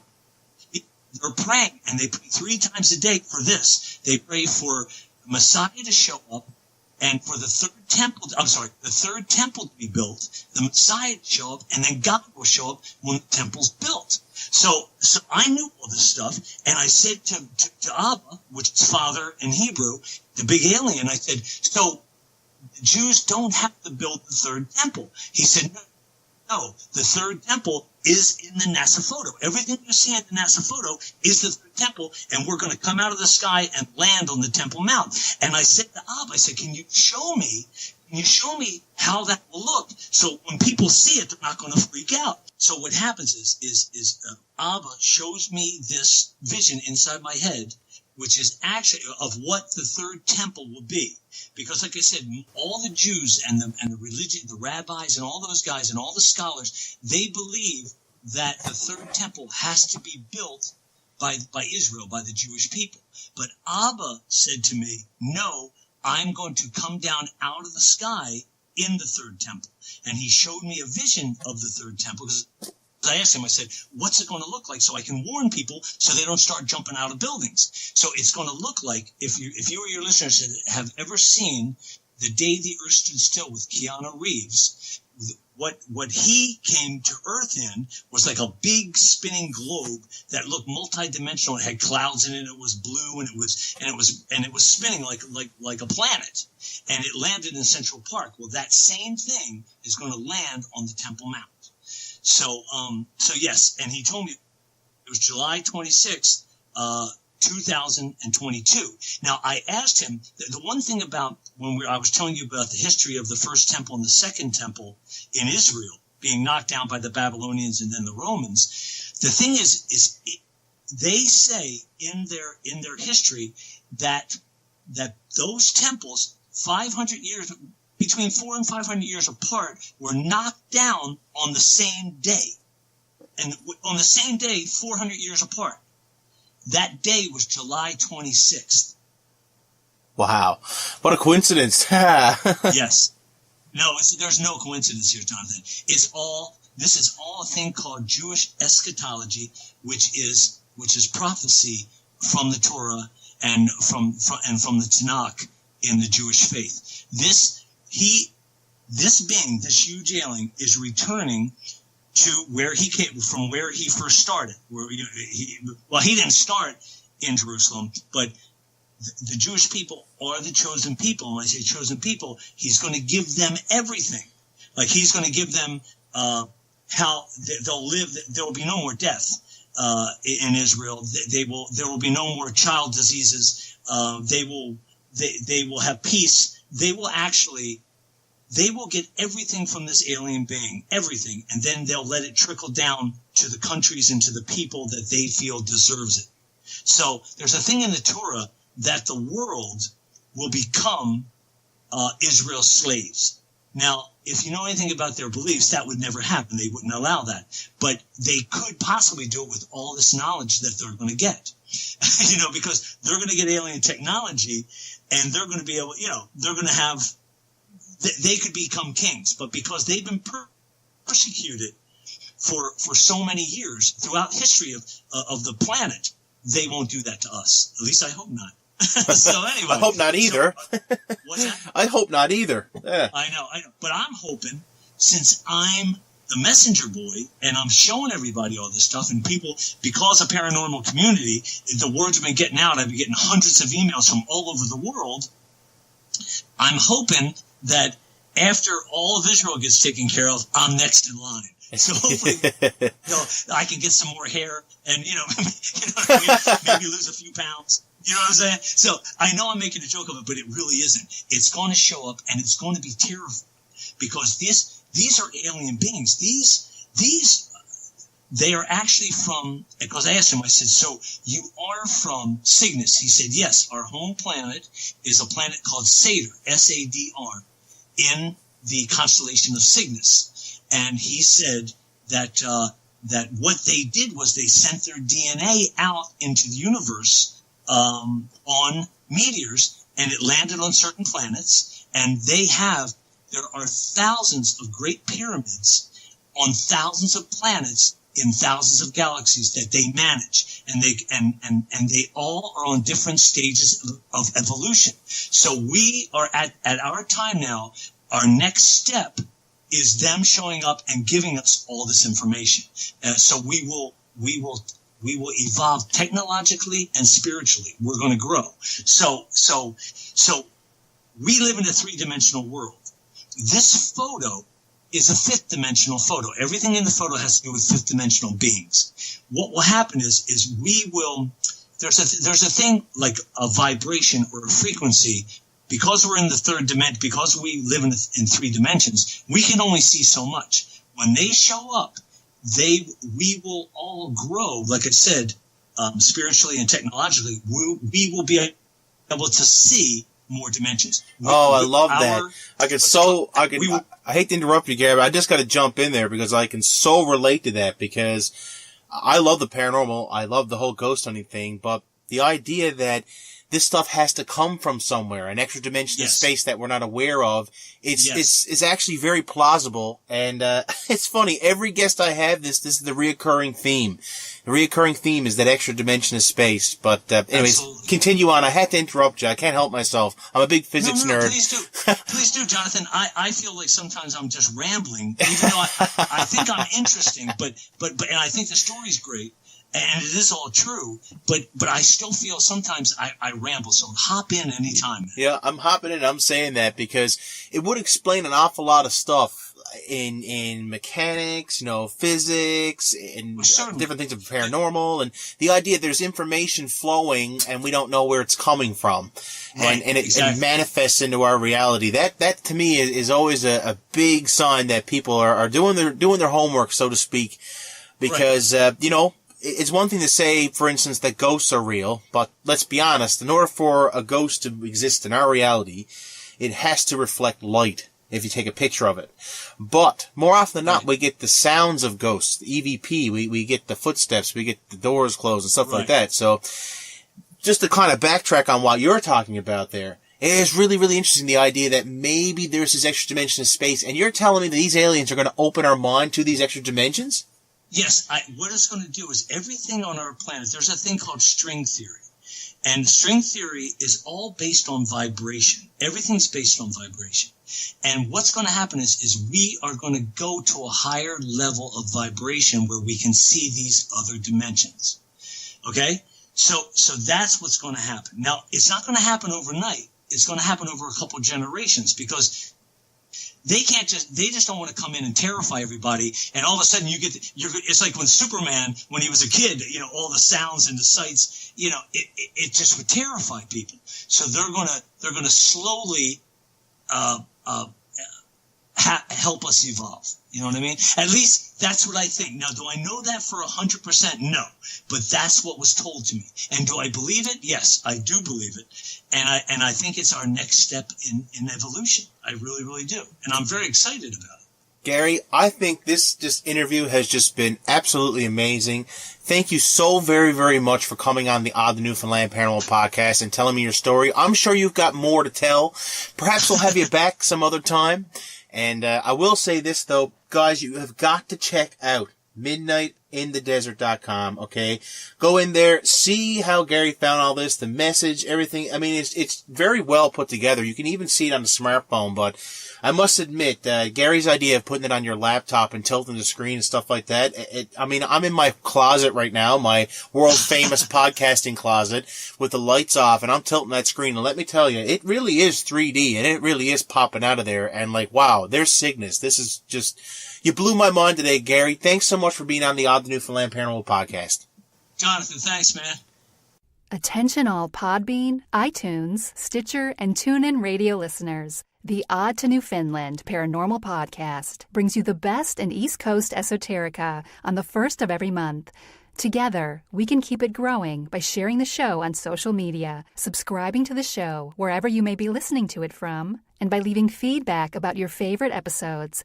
John certainly needs a friend like you to help make his dreams come true, minus the alien abduction dreams. That is not cool at all. The Odd to Newfoundland Paranormal Podcast. Always available, always free, always odd.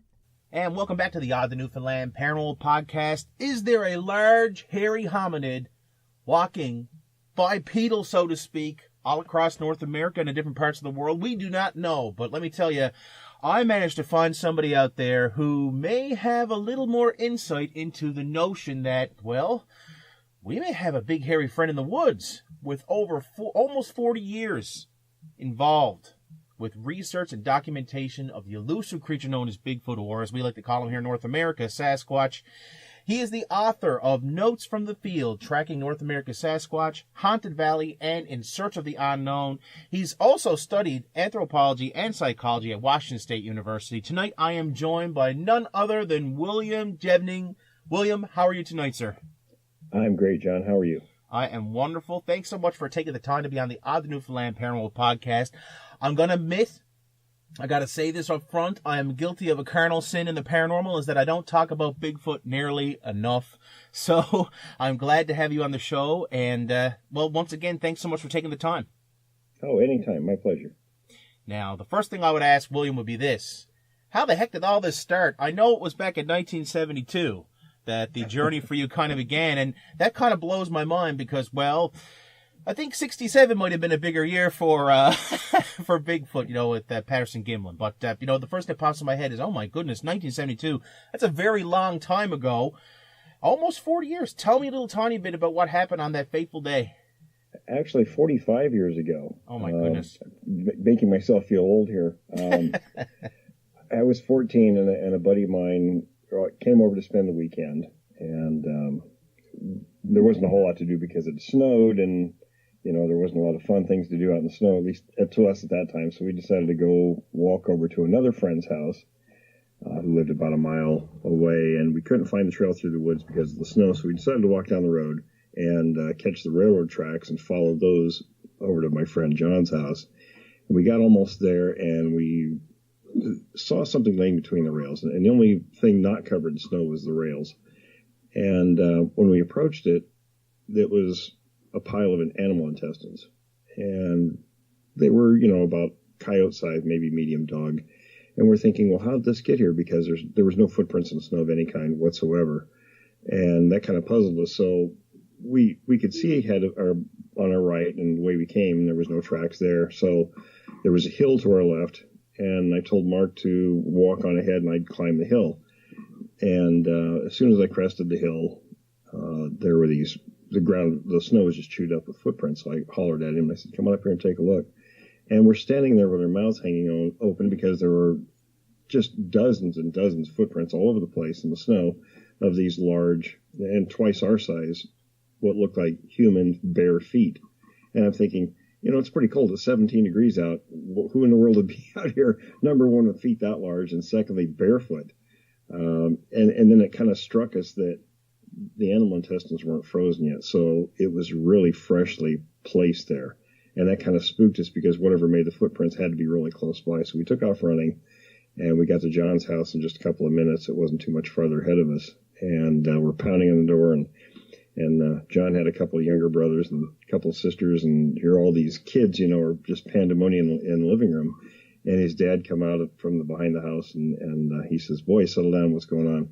So we told him what we found, and he grabbed a .45 pistol and a camera, and he said, take me back up there and show me what you found. So all of us went up there, and he took a bunch of pictures, and we're all kind of standing around gawking at this, dumbfounded. We never heard the word Bigfoot before and didn't know what any of this was. So he told us what little he knew.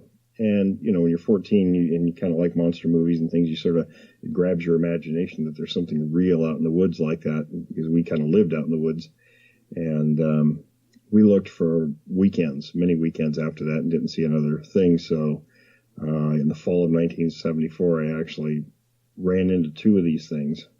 My dog was barking right at dusk one evening in the fall, and I figured, you know, small animal, raccoon or skunk or something, and my dad always said to shoot anything coming in the yard because it was probably rabid, and he didn't want our pets or anything to get rabies. So I grabbed a .22 and a couple bullets, and I headed out with the dog to the tree line, and he ran out there and got to the tree line, and he froze. And I had that dog 13 years and never saw him freeze at anything. As I approached him, he turned around, and he was standing staring at the tree line with his ears up and just rigid. And he turned around really fast and ran past me and all the way back to the house. And I thought, what the heck? Never saw him do that. I thought maybe he had gotten into a porcupine in his life a couple of times. So I thought maybe he learned his lesson this time and he was going to leave the porcupine alone. So at the tree line, there was been blackberry bushes there, and we'd cut our way through those into the tree line because, like I said, we grew up in the forest and liked to spend a lot of time out there exploring and doing stuff. So there were some low-hanging fir boughs. So I pushed my way through those into a kind of a clearing where there was a big maple tree, and all the leaves were on the ground this time. I'm pretty sure it must have been around October because it was frosty and all the leaves were on the ground. But as I pushed through into this clearing, about 15, 20 feet in front of me is this massive creature, and it was upright like a human. It was at least 4 feet across the shoulders, close to 8 feet tall in my estimation, and it was moving the leaves around with its right foot. And you can't imagine how many things can go through your mind in just milliseconds, you know, from, you know, fright to what the heck is this to, you know, oh, that must be what made the footprints we found a couple years prior. And when it saw me, it stopped moving and just kind of stared. And I thought, Jesus, what do I do now? So I thought, well, I have my rifle. I shoot in the air. Maybe it'll scare it away. And I did that, and it just stood there. And then I heard a noise from my right rear and from behind some brush. And I'm trying to keep one eye on this thing and trying to glance to my right a little bit. And I see another one walk around, and it walked over and stood next to the first one. And it was a little smaller, about a head shorter and a little lighter. And they just stood there and stared like the first one did. And I took off running and just hoping that they weren't breathing down my neck at any second. And my parents and sisters made fun of me in 72 when we found the footprints. And so you don't talk about things when people make fun of you after that. So I called my buddy John and told him what happened. And he said, well, let's meet over there at your place around first light tomorrow morning, and we'll track them and see what we can find. So 5 of us met over there, and right before daylight with our hunting rifles, and we went out and tracked these things for a long time until the sun came up and finally melted the frost, and we lost the trail. So that was kind of my rude introduction into the subject. You know, and what an interesting, the first thing that pops in my head is, man, what you know today compared to what you know back then. I mean, if you could go back to that day now with all your knowledge and all the know-how and all the field research, what would you have done different on that day in 1972 when you came across those entrails? What would be the first thing you would have done? I would have gone back home and gotten my own camera and taken a lot of pictures and documented measurements and tried to trail that line of prints wherever it went. I mean, we didn't even think about doing that particular day. When you actually looked at that creature and you seen it face to face in 1974, correct? Yes. Did it look at you? Did you catch a glimpse of its face? Was it mostly just its body? Did you see its eyes? It's funny. I mean, you know, that time of day when you're losing daylight, things are kind of more black and white. There wasn't a great deal of light, but I could see pretty clearly what it was. I remember particularly its hair and that right foot.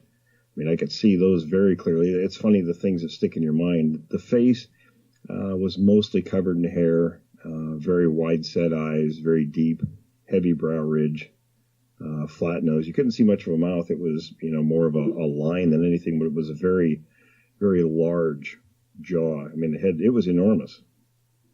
One thing that always pops in my head when I think about Bigfoot or Sasquatch, here in Newfoundland, we have an introduced species, the moose, and it's pretty much for hunting. We have a population of just hundreds of thousands of moose, and honestly, I've been here for 34 years, and I've only seen a moose 2 or 3 times. So the idea that there might be a small population of Bigfoot out there that just escapes being captured or seen does not surprise me in the least. And because I live in a place that's, a forest. and I'll tell you, I spent a lot of time in the field and have for many, many years. And when you really get out there, most people don't understand just how large.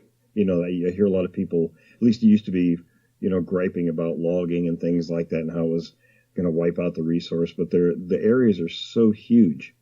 And until you really see that and realize what you're looking at is very small on the map. And you think, no, there's no way that's going to happen. There's just too much wild area out there. And these things can certainly, skirt, I wouldn't say detection, but skirting, our scrutiny for certain.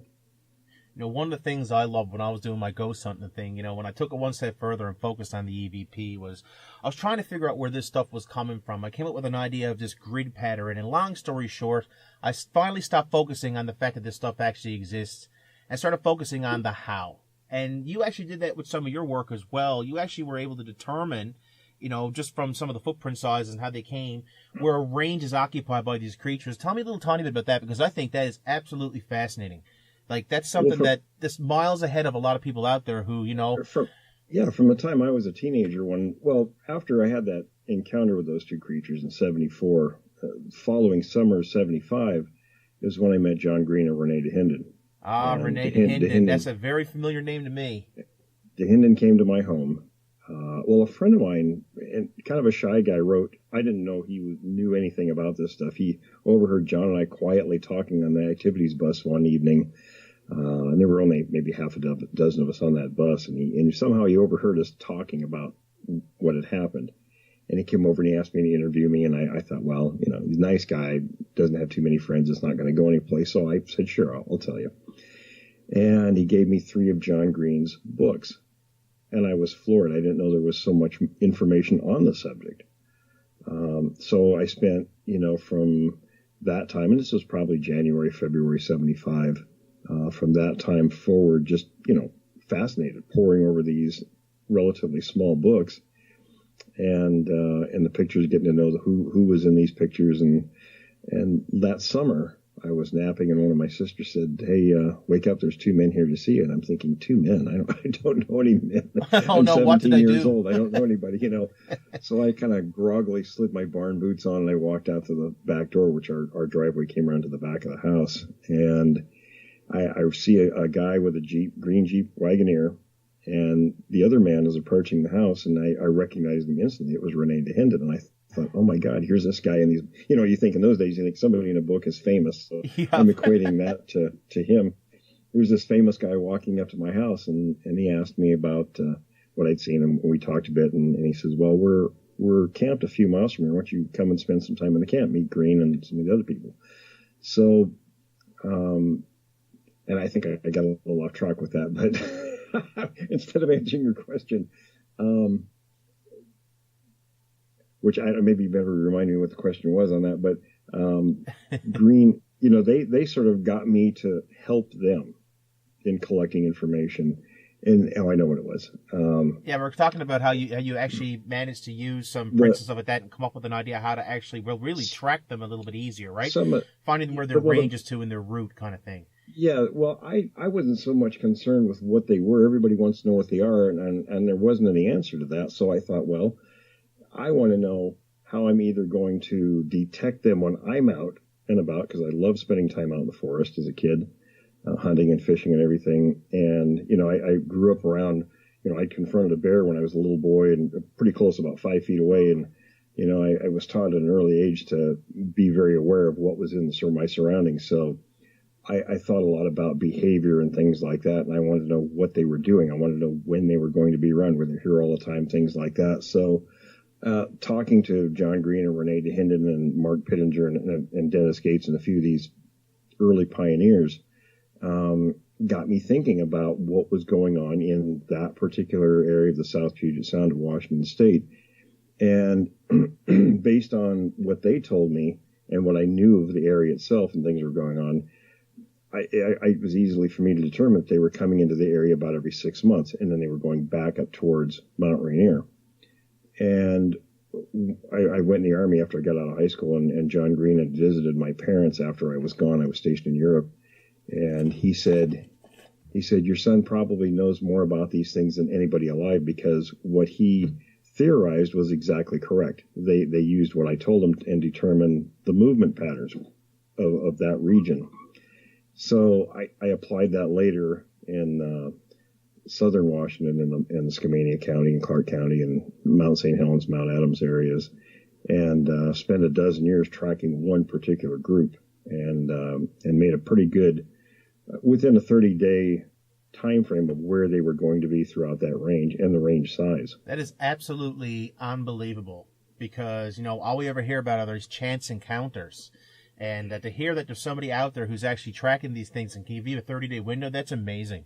And I just want to just give you kind of props right there, because I think that makes you just so much more credible than a lot of people out there who, well, let's be honest, are probably seeing a bear for the most part. Yeah, I mean, and you have to be very critical. I always encourage skeptics. I love skeptics, because skeptics make us get better answers. And I don't mean debunkers. No. And people like that, because they're just absolutely against anything, period. They don't want to have a conversation. In the paranormal, they're like the versions. They're like trolls online.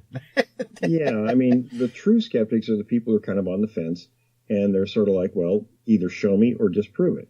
And they're willing to go either way. They're very open-minded, I think. And like I said, they make us answer or give better answers to our questions, or their questions. So you mentioned, too, that pattern held for close on a year? Correct? Yes. That's really, really interesting. So you must have got to see some really the same kind of show, so to speak, in the woods. Tell me a little tiny bit about some of the things that you knew was a telltale sign that a Bigfoot had been there. Well, early on, it was mostly sightings and the patterns of what was going on in areas. And early on, I mean, for many years, people would send me out on, or that I knew would call me and say, hey, there was, something happened at such and such a place, and I'd go and investigate. And whatever I found, I would send to John Green or Renee DeHinden. By the mid-'80s, I got kind of disheartened by that, because they weren't really doing much with the information. I mean, we went to Mount St. Helens in my senior year of high school, and we found, the first night up there, we found a really long line of tracks going up this ridge. And we took pictures. We sent them to John Green. His response was, yeah, those are pretty good tracks. That was it. There was no other information. We had an experience out by Roy, Washington, that we called the Clark Ranch incident, where we talked about, and this was right after I met Green and DeHinden, my buddies and I sort of formed a group we called the PCSIT. It was originally the Pierce County Sasquatch Investigation Team, and later became the Pacific Coast Sasquatch Investigation Team, one of the first organized groups to do this. And we talked about where we might have heard things, because we lived in a really wide-ranging area. It was kind of a big school district, and we were kind of far-flung all over the place because it was very rural. And one of the guys said, well, this Clark family had heard some strange screams out on their property. So I said, well, see if you can get permission for us to go out there. And 4 of us did. We went out there. We rode his bus. That's how we got around back in those days. We'd ride somebody's bus to their house, and because our parents weren't shuttling us anywhere. So we had our packs, and we decided we were going to spend a couple days out there and look around and see what was going on. And to make a long story short, it was a night of terror. There were at least 4 of these things around us. They were screaming. One of the guys actually saw one. One guy was grabbed in the tent and partially pulled out. It was kind of a night of hell. And I wrote Green when we got back. We bugged out first light the next day, and Green called me 2 weeks later. He was in Seattle, and he says, "I'm heading to your house. Can you take me out to the Clark Ranch?" And I said, "Sure." So a couple of my friends came along, and no sooner than we'd stepped out of his van, it was right at dusk, then the screaming started. And we all stood there for a little bit, and it was just dramatic, all the screams that were going on, and the Clark family everybody was there. All these people were standing and listening to this. And then Green says, "Well, I have to get back to BC." So we all climbed back in the van. He dropped us off. And then years later, visiting Green at his house, we were all sitting around with Bob Titmus and a few other people, and he says, to this day, I'm kicking myself for not taking a recorder. I was just going to ask you, do you have the audio? Because I would so put that on this. Oh, my God. I got to hear that. And, of course, none of us did. We were kids. We didn't have anything like that. So I was kind of disgusted that these guys weren't following up on anything. And of course, I talked to Dehinden about it later, and he was very supportive. But I decided by the mid-'80s that I had gotten out of the Army, and I was going through a divorce and stuff. So I had a friend in Southern Washington and said, "Well, why don't you come down here and hang out for a while and get your head clear?" And he said, "If you like it, stay." And I loved Vancouver back then. It was a small place, only about 50,000 people, and it was just a beautiful area. And so my girlfriend at the time talked me into kind of getting back into this. So I started researching Southern Washington to see kind of what was going on. And Dehinden and Green told me that no one had been investigating that area since Roger Patterson did. So they were glad that there was a good Sasquatch hunter back in that area. So when I started looking at that area, we were put into an area called the Washougal River by one of the newspapers photographers who was from the area. And it wasn't long before we started finding tracks up around the snow line. And we'd find them. The tracks, the lines were so long, we could only go as far as we'd sink up to our mid-thigh in the snow, and we couldn't move anymore. But the tracks would continue. They'd start at the snow line and go up. So I said, well, we found this a couple of times, and we went back up. I wanted to go one more time before the snow was gone to see what else we could document in the area. And this was March of '88. And there were a bunch of us that were heading up to this place. And I just happened to glance at the river and thinking, wow, this river is so beautiful. It's crystal clear. It's kind of a blue-green color. Reminded me of fishing at Mount Rainier when I was a kid. And so I was kind of daydreaming about fishing. And I happened to glance over and I see movement. And here's this massive Sasquatch just across the river from us. And we only saw it for a couple of seconds. It was heading into the brush. And I slammed on my brakes and everybody stopped. And I told everybody in the car, I said, don't say a word. If you saw something, draw it. And everybody drew exactly the same thing. So I knew I wasn't, you kind of catch yourself and you think, Jesus, did I really see that?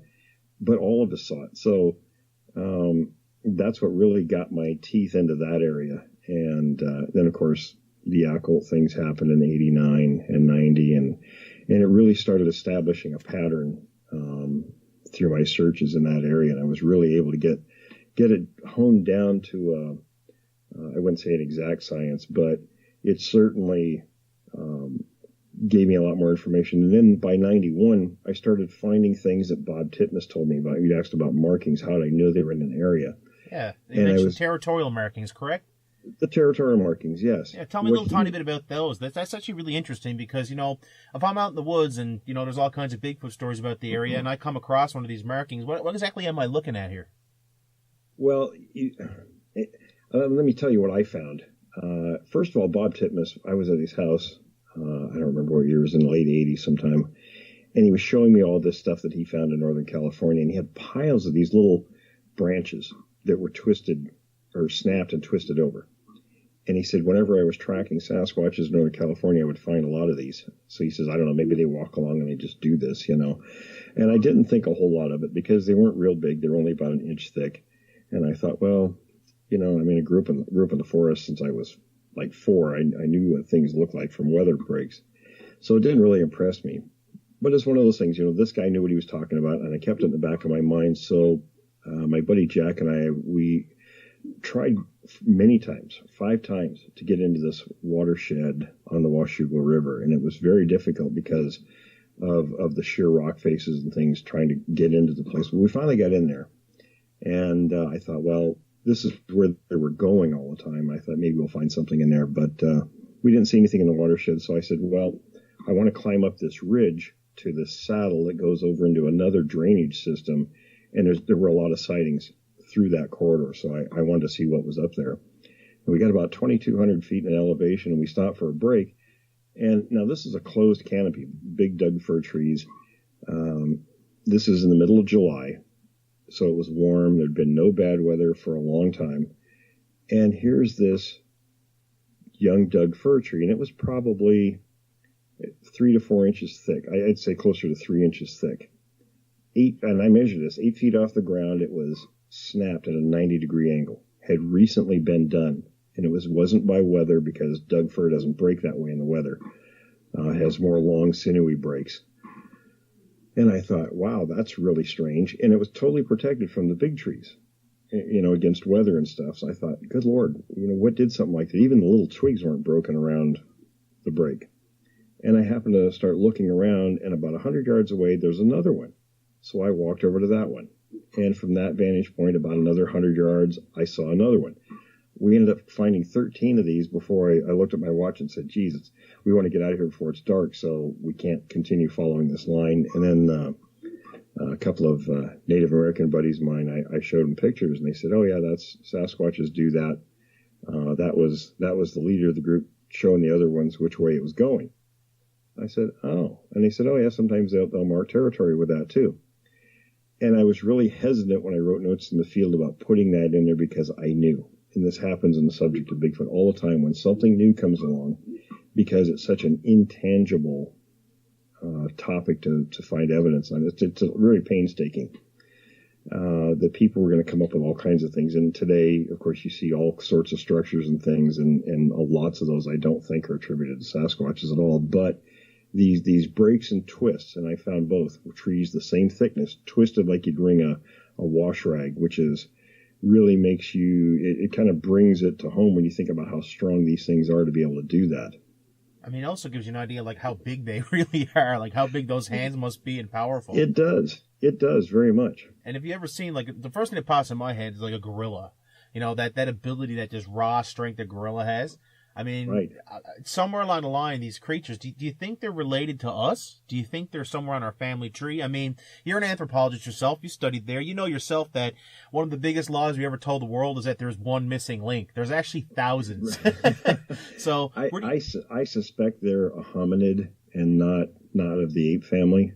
Okay. But that's just a guess. I mean, and it's based on, classwork and things I've done in the past, but that's my guess. And I have friends that are highly qualified anthropologists who have the same gut feeling. I think that's really interesting too. So tell me a little tiny bit more about the actual, how do these things actually live? They're so big and powerful. They're out in the woods. They got to be eating something. What do you think the average Sasquatch diet probably consists of? Mostly deer. Wow. So they are meat eaters. I would suggest that they're an apex predator, and I think there's a lot of evidence to support that. There's not really enough. I mean, when you look at an animal in the wild, it needs, protein from meat gives you a lot more caloric intake than plant food does, and for a much smaller amount, it's much smaller investment than eating a lot of plant food. Gorillas can do it because it's more than abundant where they live, but something like this. And we know they've been seen taking deer many, many times. So in elk and other animals, they'll eat pretty much anything. And I'm sure by now you've probably got a good idea. Like, they're probably traveling in a group. How many members are they usually in a group, do you think? Typically 4 to 6, but sometimes groups will bond together temporarily. Oh, that's really interesting because, well, we probably did that too. That's really interesting I would think stuff. so. So you think there's like an alpha male, or like, do you think there's a hierarchy? Like, how do you think it works? Yeah, there's an alpha with each group, and if the groups bond together, in other words, or not even bond together, sometimes if one group will come into contact with another one, and this happens with other primates too, one group will be more dominant than the other one, and the reason that happens is it avoids conflicts in nature, because any kind of a fight in nature can be a death sentence, because of infection and things like that. Of course. And of course, another thing that pops in my head too, obviously I have random questions about Bigfoot because I'm paranormal. I love cryptids. I love all kinds of stuff like that. We always hear people call him skunk ape. Now, I like to think that it might have a little something other to do with the fact that he's never taken a shower. Do you think this might have something to do with, I don't know, maybe marking his territory, or what do you think? Well, Dan and I talked about this once. I had a lot of questions because everybody always said, oh, yeah, they were equating a sighting with smell. That was the thing that everybody was asking, especially media people. So I asked Hendon one time. We used to visit each other all the time, each other's homes, and I was up at his house one time, and I said, Renee, what's the deal with smell? And he says, only 1 out of 10 reports, I think that's what he said, 1 out of 10, someone reports a smell. Even my own close encounter, I didn't smell anything. So I started looking at what other primates do. Gorillas, in fact, have scent glands in their hands and sometimes on their upper torso. So they will, when they get excited, they'll excrete an odor. And I think that's what happens with these creatures too. It's when there's some sort of whatever the emotion is that gets them excited. Whether it's fear from a predator, us, or something else, will elicit that response. And it's not a typical response. It's just something that people sort of latched onto early on with this thing. So there you have it, folks. Maybe we should take a little easy with the whole skunk ape thing. It's only once every 10 times. Take a little break, He had some head and shoulders. Yeti's doing great. Yeah, it's not the prominent feature that happens with sightings. Seems to me like you focused most of your research in North America. Nothing wrong with being Canadian, eh? I'm in the other island, Newfoundland, the other side. I know you hung out in BC a while, but, I got to ask because I can't help but say Yeti as well. Are these things related, or are we dealing with a completely different cryptid there? Well, same family. And I'll tell you something, there, like here, like in Australia, there are really 2 main species groupings. And here, for example, is one, and I got this from a source I really can't talk too much about, but there are 2 main species groupings, and for a lack of better terminology, we'll just call them species group A and species group B. And each one of those groupings has 2 subgroupings. So in one grouping, you have like what we have in the Patterson film. And the other type, these are characterized by their size. They move mostly bipedally. They have the conical shaped head and flat teeth like we have. The other type has a mixture. It can be rounded heads, can be some of the conical. They have very pronounced canines, and they'll move on all 4s as much as bipedally. So, and their behavior is a lot more aggressive than the first type.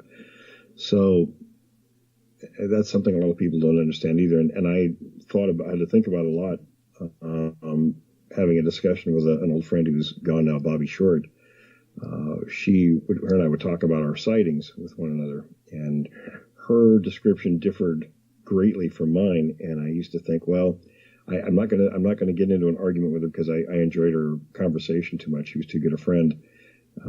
But I thought, well, it wasn't anything like what I saw. So there has to be an answer there. Either she was lying about what she saw, and I don't believe that, or there are other types. And what I found through my what I call my inside contacts is there are indeed other types, and that really fills a lot of the gaps with sightings that don't correlate with one another sometimes. Another thing, too, it makes me think about, you can't help but make the correlation with caveman and all this stuff and Homo erectus. Like my mind kind of goes to, what are they doing that we do? How much are, Sasquatch Bigfoot like us? Do they use tools? Do they build their own shelters? Like, what have you come across out there that might support those ideas? They don't really build shelters. They may use temporarily, caves for storing or caching things, but it's not a typical behavior. Now, the stone tool thing has been interesting. That's something I just started looking at, and a good friend of mine that's a very highly regarded forensic anthropologist bugged me a whole bunch about this question. He said that all primates use tools. In fact, there's a recent article about monkeys and I can't remember where they were, if it was South America or where, but they were observed actually making stone tools. And now the thought among some of these anthropologists are that maybe early man learned how to make stone tools from monkeys. Who knows? But the fact that all primates will make and use tools, I'd never seen evidence of it with these things, but talking with this other gentleman, he kind of gave me some different perspectives. And I do have a friend in Maine who did find something that actually looks like 3 hand axes. I mean, they're all the same shape behind his home, and this is in conjunction with a bunch of Bigfoot activity at his house. So I'm waiting to hear back from my friend about those photographs and the context of where he found them. But another thing was in 1967 in Oregon, a logger watched 2 adults and with what it would appear to be a very young, or maybe just a toddler-aged Bigfoot. And the adults were turning over these large rocks, and they'd smell them, and then they would stack them up or pile them. And the big male instantly suddenly jumped on this pile and dug this big hole and pulled out this nest of rodents. Well, I did a little research on that, and I come to find out rodents will congregate around piles of rocks. They'll make nests and things in them. So Dehinden put me on. He was the only one that really took this seriously back in the late 60s, because it was only the one site and the one witness that saw this. And he did a lot of research in the field himself in his time. And I talked about this, and he says, there are other sites. And he told me the location of 7 additional places like this. And I've since found others in Washington and Oregon. And I interviewed a gentleman friend up in Canada who was working on an oil exploration company very far up in the middle of nowhere. I mean, he drove 3 hours to get to the helipad and then flew another 67 kilometers to the work site. So there was no possibility of a hoax up there. Nobody could get to that place. He had a sighting, some of the best footprints I've ever seen. And he found in the area these stacked and piled rocks, just like the ones I'd photographed from the sites that Dehinden and I both found. And I asked my forensic anthropologist buddy, I said, well, would something like this, could it be considered tool use? If you're making something that would draw animals in, and then you'd have a quick source of food without a lot of work. And he says, absolutely, something like that could be construed as tool use, because you're manipulating objects in the environment for a purpose. So that's sort of something we're looking at now. But he says that they must use some kind of tools. Very, very interesting stuff. I love it. Let's talk about a big question, of course. We have never found a body. Do you think it's possible these things are burying their own? Is this what's going on? It's possible, sure. It's also possible they eat their own. And that's another thing I was going to ask, too, because I know certain rodents do that as well. And the first thing that popped in my head is, are there Bigfoot graves out there? Have we not come across them? Or are they doing the cannibal thing? Interesting stuff. Either one. And even if they did bury them now, I found one site with 9 of these mounds. And my Indian friend said, no, that wasn't us. So it kind of, the location, it wasn't any kind of tailings or anything like that from dredging. So something manufactured these. And I thought about it. I tried to excavate one with my archaeology background, and a friend of mine who was a sociology background with me I was so focused on pulling these rocks out and what was underneath the pile, I didn't realize he was putting the rocks back. After a while, I kept thinking, geez, I'm just not making any progress. How come? And I looked over, and he's saying, oh, this might be an Indian burial, and we can't disturb this. And I looked at him, I thought, what are you doing? But I did talk to other experts about things like this. And if something were buried, especially in the northern parts of the North American continent, as you all know how the weather is, and small animals and everything, even large bones wouldn't last very long. So, a body certainly would not last very long in that environment. Very interesting stuff. Of course, I got to ask the tough questions, right? They got to be asked, and I'm glad you got an answer for it, because to me, that's really, really cool. The idea that, maybe there's a reason why we haven't found a body. Okay. To top it all off, not only are you an author and a very well-known podcaster, by the way, You're also a little bit of a TV star. You were on History Channel's America's Book of Secrets, The Mystery of Bigfoot. Yeah. Tell me a little tiny bit about that experience. That must have been really interesting. It was interesting, and the producers really had no idea from Prometheus. They contacted me, and they sort of wanted some direction. So I said, well, I'd be willing to help you with this. I said, it's kind of a quagmire, this subject, so let me try to steer you right and make it a good show. And they were really glad that they did take my advice, because some of the people that we were going to have were kind of disreputable. But it was interesting. I mean, it was very different than what I thought, doing a television show was going to be like. And I actually had, I was contacted while I was waiting to do my segment to be filmed. I was called by, I'm trying to think of the network that put on the $10 million Bigfoot bounty. And they called me while I was waiting in the waiting room and asked me if I was interested in doing that show. They said I was their number one overwhelming choice to be on the show. And as I kind of probed what that show was about a little bit, it kind of turned me off, because first of all, who were the experts judging evidence? And everybody was going to be confined in one specific area that was chosen by the producers of the show. And I thought, well, how do they know where Sasquatch is? I'm the guy that's been doing this work for more than 40 years. They should ask me where to look. Or at least be on the panel to judge evidence. But that wasn't what it was about. I mean, it was a reality show. So I made an excuse why I couldn't do the show. And then Sci-Fi actually they flew me to Burbank to do a show that Joe Rogan was doing at the time called Joe Rogan Questions Everything. Mm-hmm. And that was a completely different experience altogether than History. The History Channel, I have to give them props, because they are really professional and really good at what they do. I really enjoyed that experience. The Sci-Fi thing, they flew me down there, and it was not very well coordinated, I didn't think. We went out into the Angeles Mountains, east of Los Angeles, and I didn't know there were mountains out there, but there are.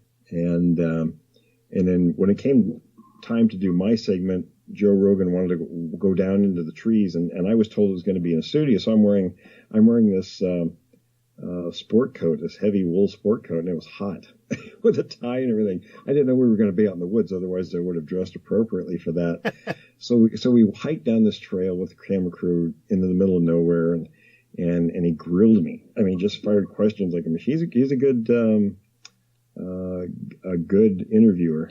And fortunately, I'm knowledgeable enough. I was able to fire his questions right back. It was like machine gun fire the questions for 2 solid hours. Good. Take that, Joe Rogan. And at the end, he says, well, if I was in charge and had the money, I'd finance your work. He says, you're the only one that knows what you're doing. And then when I got back home, I got an email from Sci-Fi later. And they said, well, we weren't going to use your segment because it didn't fit in with the rest of the show. And I saw the episode, and they just used, I mean, I'm sure these were nice people, but, and I don't mean this personally to them, but they were crackpots. It was the way it was produced was to make the whole subject look really hokey. And I thought, boy, I'm really glad they didn't use my segment, because I would have actually given some legitimacy to the subject. There you go. You know what? I feel like I should tag Joe Rogan on this on Twitter and see what happens. Way to not have William Jevning on your show. But you can always go on the experience around Halloween time. I mean, that's what I'd be pushing for. Yeah, Joe's a good guy, though. I mean, the guy has super energy. I've never seen anybody like that. And he asks good questions. He really does. You're lucky he didn't try to put you in one of those Fear Factor episodes, man. I could have put him in one with the subject. He wanted to see a Bigfoot. You should put him in a tent. I told him, I said, let me tell you something, man. A lot of people say that they want to see one, but it's not something you really want to experience. No, God, no. Everyone's like, I want to find a ghost so bad until they see one. Yeah, right. Guys, he's the author of Notes from the Field, Tracking North America's Sasquatch, Haunted Valley, and In Search of the Unknown. You can check out William at williamjevning.com. That's WILLIAMJEVNING.com. And he also has other books in the works and some that came out recently. Go ahead, William. Tell us a little tiny bit about your most recent books. Well, you mentioned the first 3. I've actually published 8. There's the Minnesota Iceman. There's Bigfoot Fieldwork 101. I saw so many what people call field guides, and I thought, well, these aren't field guides; they're nonsense. So I put something together that people could actually use if they wanted to get involved doing this. There's Witness of the Unknown, Volume 1 and Volume 2. Those books are collections of people's encounters they've sent to me over time, in their own words. They're minimal editing, just spelling and things like that, but it's their own words of what they experienced. And then Bigfoot Evidence, A Case for the Existence of the Sasquatch. And that book is full of pictures. There's about 130 photographs in it. There's a picture of a couple of pictures of Sasquatches in there. One's a good broad daylight photograph, taken in 2009 from Michigan. It's actually on the cover of the book too. That's the color photo. But so there's a lot of, and it's approached from the legal standpoint. If someone were to go to court, and I didn't want to do a full trial because that's way too involved. I didn't want to get the reader bogged down. I just wanted to present the evidence, and I used that kind of pretext as the vehicle to present evidence. But if it were to go to court, how would evidence be handled? Because everybody says, well, if they exist, there's no evidence. How come? But there's a ton of evidence, and the legal system is very clear how they define what evidence is. And everything in there is classifiable by the federal rules of evidence. And if you look up that in the U.S., you can read all that and see how each of these things does fit into evidence. So when people say there's no evidence, that's not true. William, it's been a pleasure having you on the show tonight. Thanks so much for taking the time. I think we learned an awful lot about Bigfoot. Maybe some people out there are going to be a little freaked out by the fact that this thing eats meat. I just had this. Well, really, I thought he ate beef jerky like he did in the commercials, but now we know it's actual meat he eats, not processed stuff. Right. And you've definitely opened my eyes. Thanks once again, and to all my fans who may be aspiring Bigfoot hunters, Sasquatch hunters, have you got any timely advice for them before we say goodbye tonight? Well, if you're going to go look for these things, don't go alone. And I recommend don't go out at night. Oh, God. Stay out of their feeding areas. You hear that, folks? Thanks so much for being on. You don't want to be a snack lunch. Thanks so much for being on, William. You bet. Well, the time to say goodbye is upon us. But don't worry, you can keep track of the Odd the Newfoundland Paranormal Podcast very easily. It's available on Stitcher, iTunes, Podbean, and TuneIn Radio. Just look for the Odd the Newfoundland Paranormal Podcast banner. Of course, if you'd like to keep up to date, you can always check out the Odd the Newfoundland Paranormal Podcast Facebook page, drop a like, and every single time a new show goes up, you'll be notified. You can also follow me, John Mallard, on Twitter at ODDTONFLD. That's Odd to Newfoundland. From the oldest city in North America, I bid you adieu from the Odd the Newfoundland Paranormal Podcast.